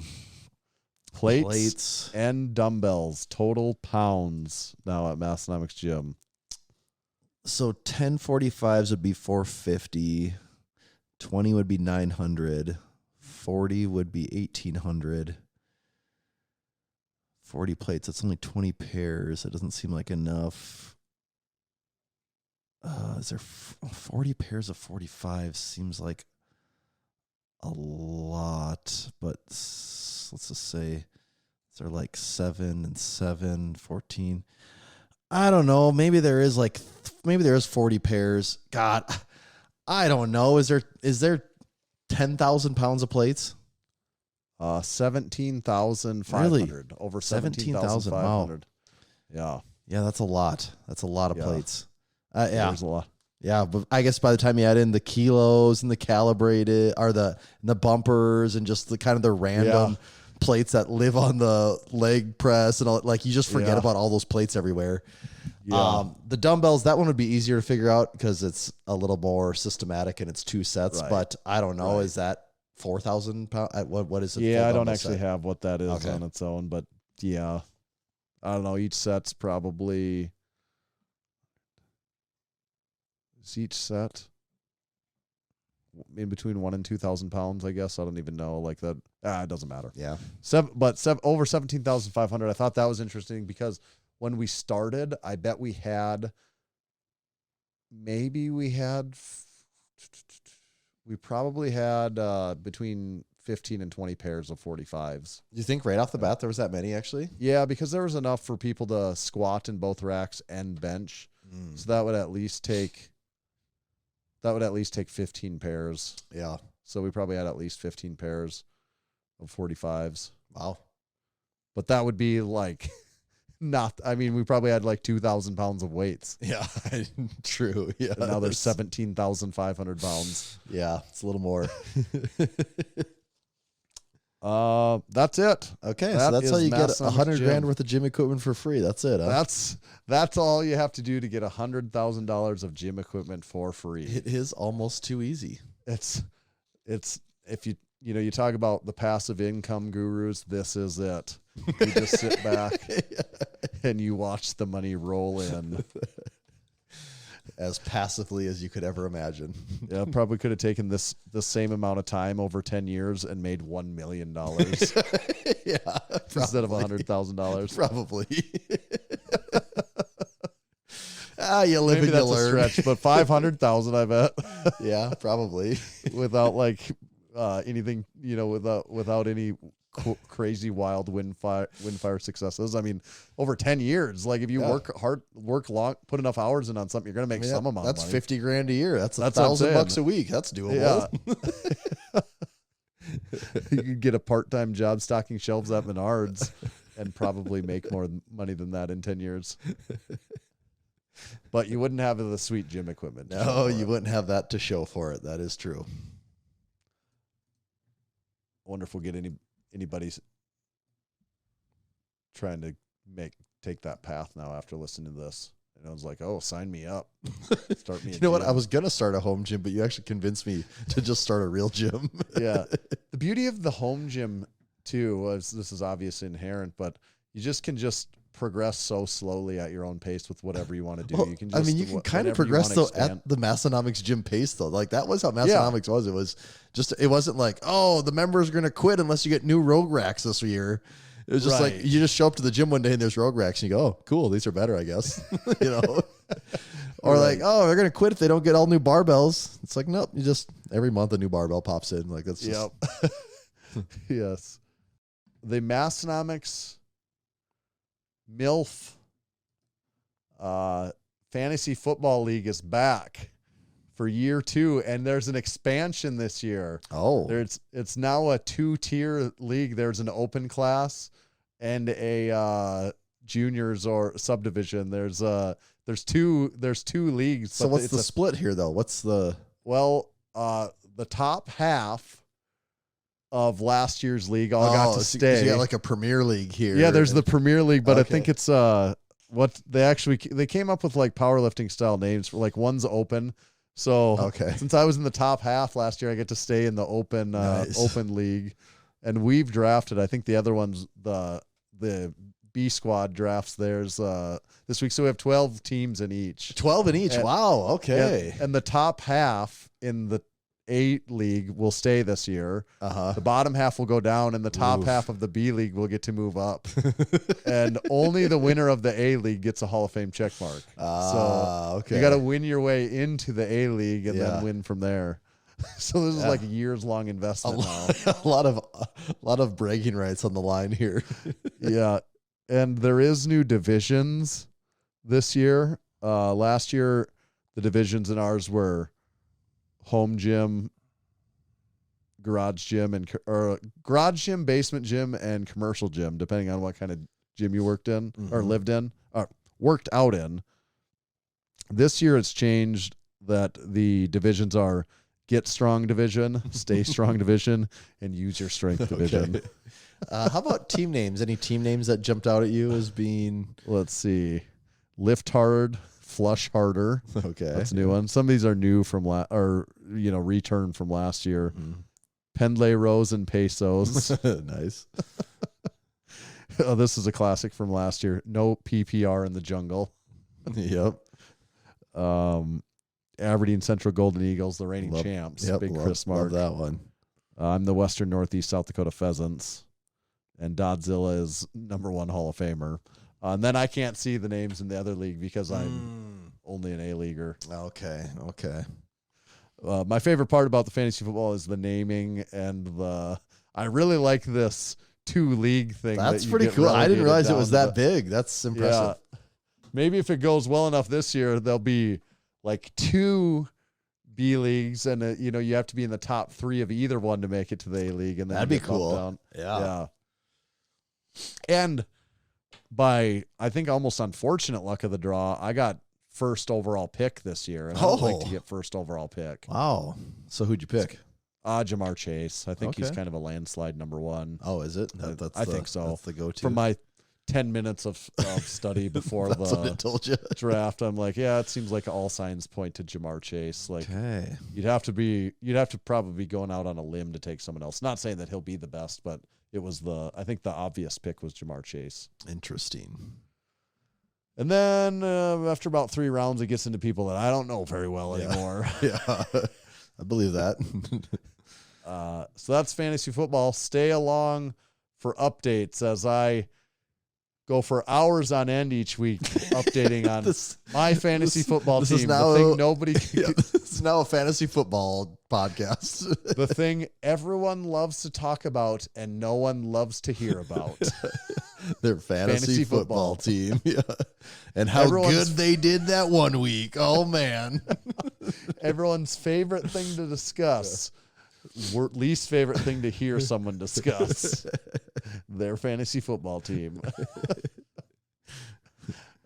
Strongest man on earth went down this last weekend. Who did win? I actually did not. Evan Singleton. Oh, he the did? T-Rex. Okay. It was a very close, like the top 5 all seemed really, really close in points. Large legs, Lucas Hatton got second, and Thomas Evans got third. So there's your podium. Trey and large legs both broke the American log record. I think Yeah, I saw that. Lucas broke it. Trey Mitchell broke it. Then Lucas broke it again with like 490 some pounds. The video was awesome.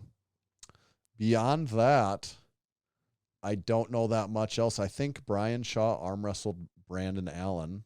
Oh, really? Yeah, I think that's what happened, and he beat him. That almost officially covers everything I know about the Shaw Classic so far this year. I haven't really seen any. I saw those log lifts, the world record log lifts, and that was about all I've managed to catch on that. I think Keith and maybe some people tried to watch the live stream of it, but I didn't really hear much of a report on that. Yeah, so they didn't have any crazy like signature event this year, or did they? Because usually I feel like I hear some conversation or see some clips of something crazy, but It looked like some of the loading or carrying or medley stuff was themed. I don't know if it was like agricultural for a sponsor kind of. or was thing, it Drink Spotter themed, or Were they loading kegs into giant drink spotters? oh no, that was our event. That's right. Oh yeah, it's hard for me to keep it straight of what's bigger at this point, the Lift Hard Yeah. Live Easy Classic or the Shaw. To a lot of Massenomics people, the Lift Hard Live Easy Classic is way more important than the Shaw Classic. Definitely a lot of it. Yes, I mean, I'd say it's more important to me. I didn't see any event they had that looked cooler to me than the giant drink spotters. Well, I mean, you're asking them to compare against the best of the best here. That's right. So I don't know. I guess that's the Shaw Classic for what it's worth. Evan Singleton won. I'm sure he was happy about that, right? Oh yeah, gotta be. And you, in other news, you were in Western Northeast South Dakota. Yeah, I showed up. I was there for a few days, taking some of the fair festivities that we had mentioned previously, and we had a little content to shoot. Came down to the gym. What did we shoot? 3 videos in the gym in the morning? 3 videos in the gym. And then we, I think we can tell people, give them a heads up. We traveled over to the Roost, the Phillipses, to do a little home gym tour. Very nice home gym. Yeah, they have a sweet setup. That gym tour was a lot of fun, obviously. Mm-hmm. Low-hanging fruit. It's the closest certified training facility to Massenomics Gym. But it's also a nice gym. Like, this would be a good stop on Right. any home gym tour. and I'd never been there before to see it. So it's a legit home gym. That gym tour I think is going to be really cool for people to watch.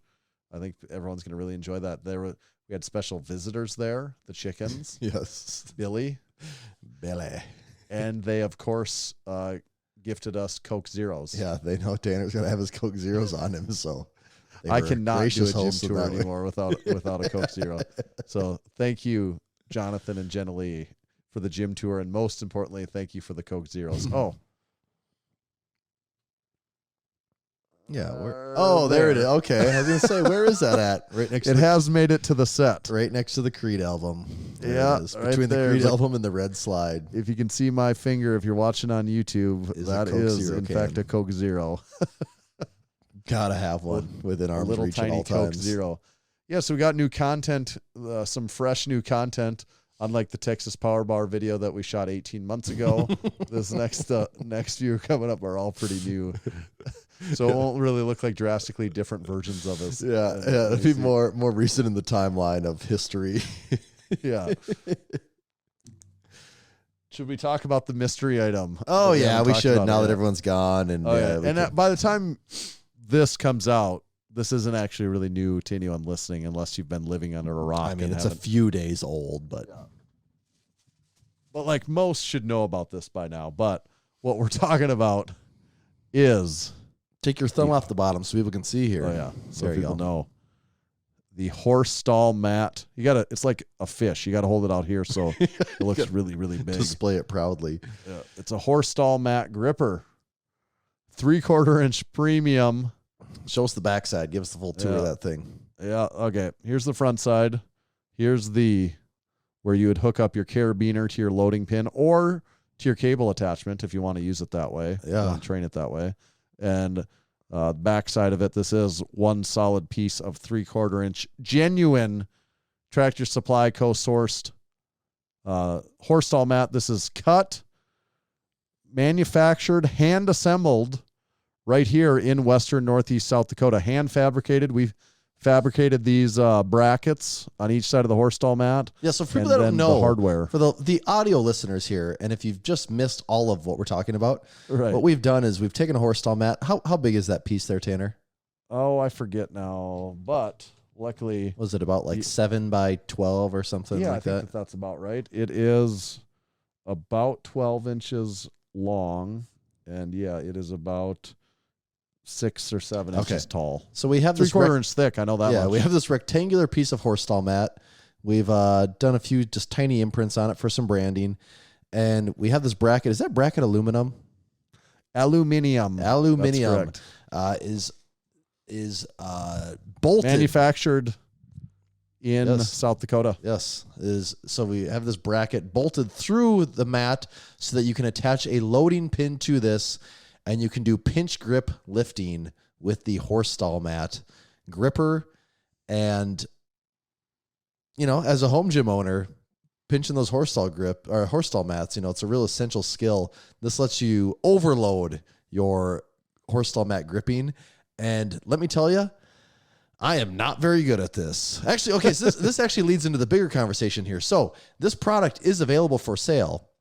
And not only is it available for sale, but when you buy one, there is a card that comes with it.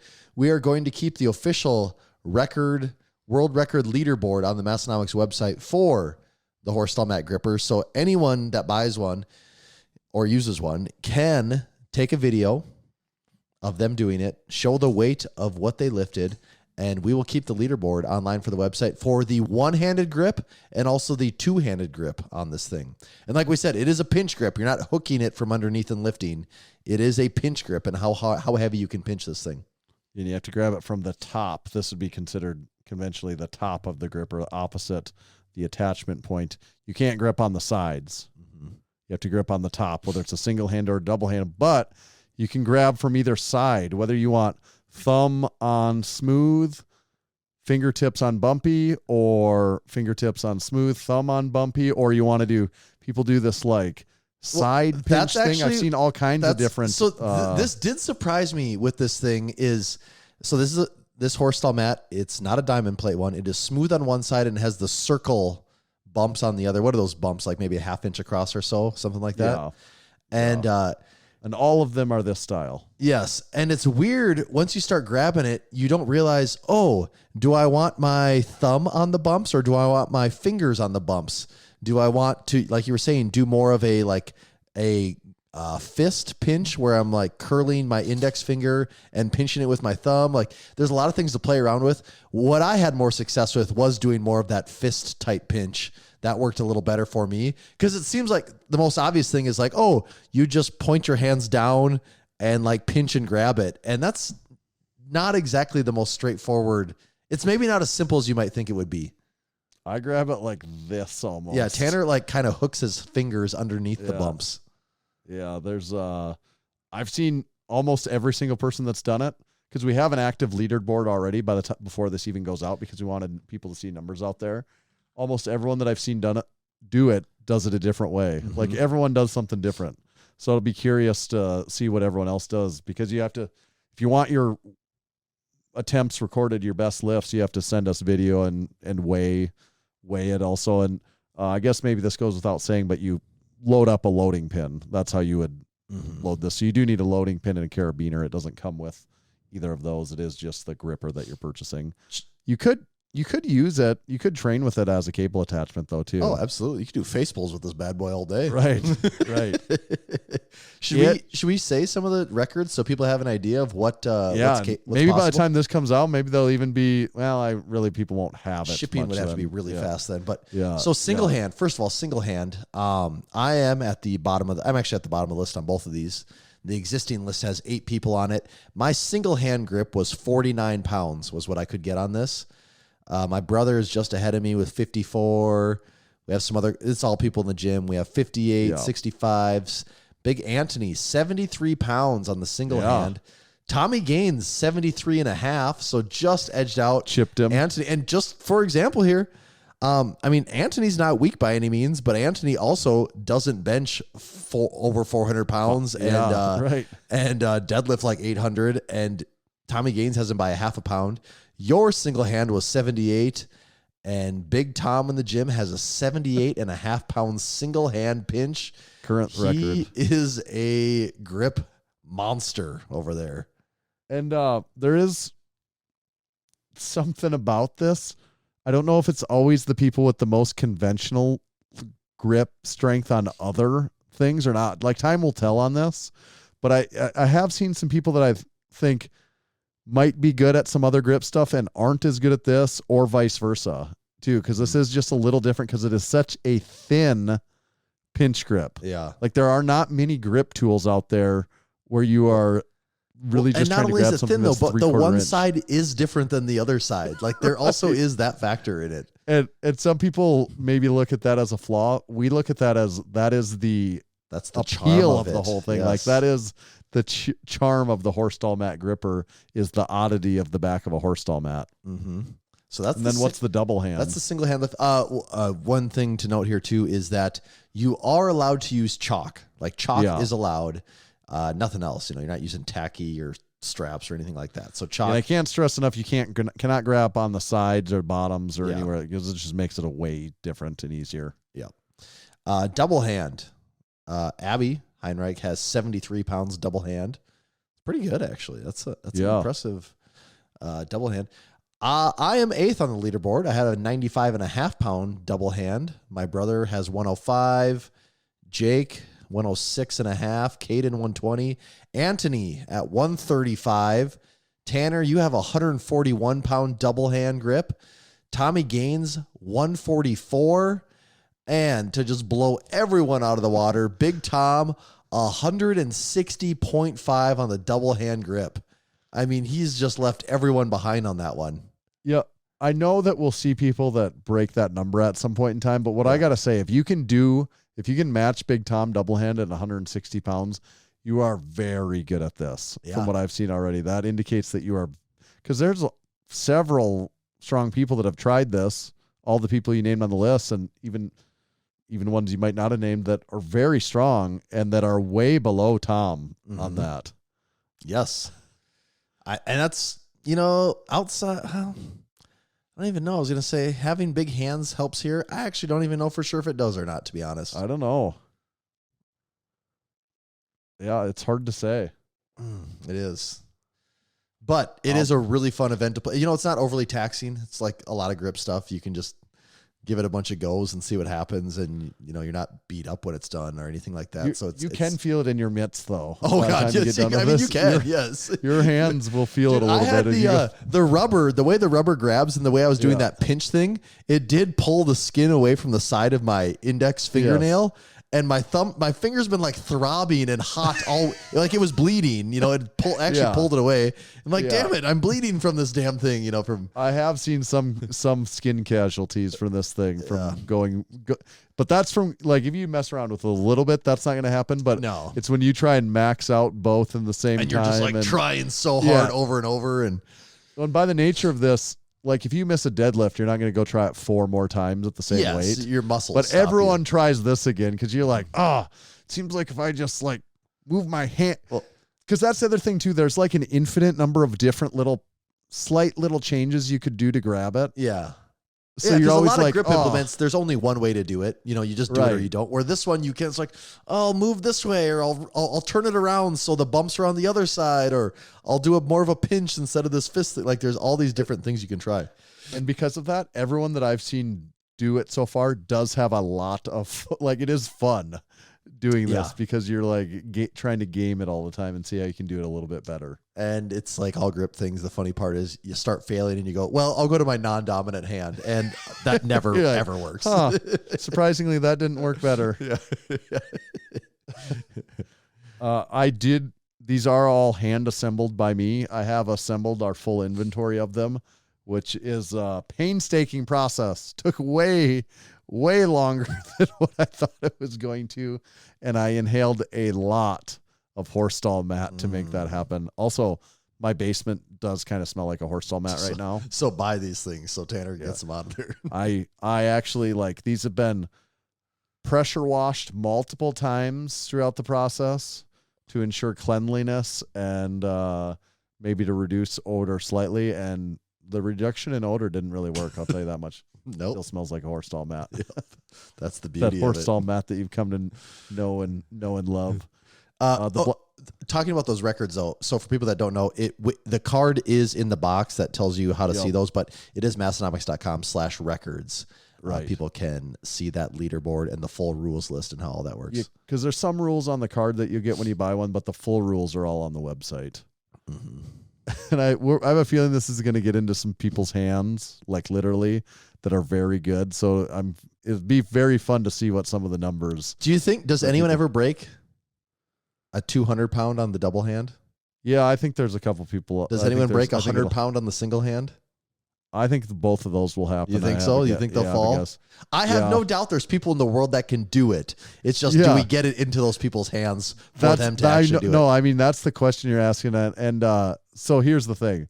Do we get Brian Shaw to try this? Yes. Like, that's what that would be the ultimate question you'd ask is, can we get Brian Shaw to do this? And I believe we can in time get Brian Shaw to do this. Really we can get some other people that are really good at grip to do this too. Mm-hmm. I think there's going to be people out here, not him, that you might not even know, that we don't even know the name of, that are just good at grip, that are going to do like 200 pounds on it and do over 100 pounds single hand. So I think that'll happen. Well, Tom doesn't even practice grip stuff and he does 160. So people definitely have a guy that they know that actually does grip stuff that can do more. A big dude that does grip stuff. Like some of the guys that come up that we talk to at the Arnold each year, some of them are going to be able to do a lot of weight on this. Yeah, absolutely. Only time will tell. And that's what all the boxes are for behind me. These are got a whole bunch of pre-made boxes ready for these to go out. And hopefully you're listening and we just talked you into buying one of these. And hopefully we didn't sell them all yet and you can still actually buy one. Because if we sold all these, it's going to be a while before they're back in stock. It's going to be bittersweet. I'm going to be like, wow, that's great. That's exactly what we wanted to happen. But then I'm also going to be like, Wow. Start the Now process We over. have to do that all again because this is the most labor-intensive product that we've ever sold. It was.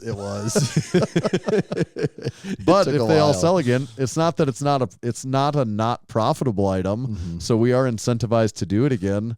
And it's also really fun. And I think this leaderboard portion of it makes it cooler and makes people have a way to be able to get involved. And grip stuff is just fun. If you're, I don't think whether you're a power lifter, a strongman, or anyone that you just enjoy training in a gym, if you've never done like any grip stuff, this would be a really fun implement for you to try. Yeah. And you'll probably, it's like that thing you do at the end of your workout and be like, man, that was fun. I just wasted like 25 minutes doing that somehow. And I, Dude, that's how it was when we got done eating and we went down there like, you should get some attempts in here for some numbers. And all of a sudden Tom hops in and my brother Ryan hops in and it's like, oh yeah, like I think 30 minutes went by. Like I was just messing around with this thing. Yes. Okay. Oh, is that should we cover anything else this week, or do we want to Let me look pause here quick. there? I think that's probably it. Yeah, Yeah, I think I we think can- that's it. pause there. We covered a lot. The new drop, the Crew Falls date, Tommy Gaines, the horse stall mat gripper. Hopefully we're talking about this horse stall mat gripper for in 10 years from now about how influential of a product that was for Masson. Changed Massenomics. everything. Changed everything we know in the world of grip. Very probable that would be an event at the Massenomics Crew Falls Grip Gauntlet Challenge, I would think. Or the Shaw Classic in 2026.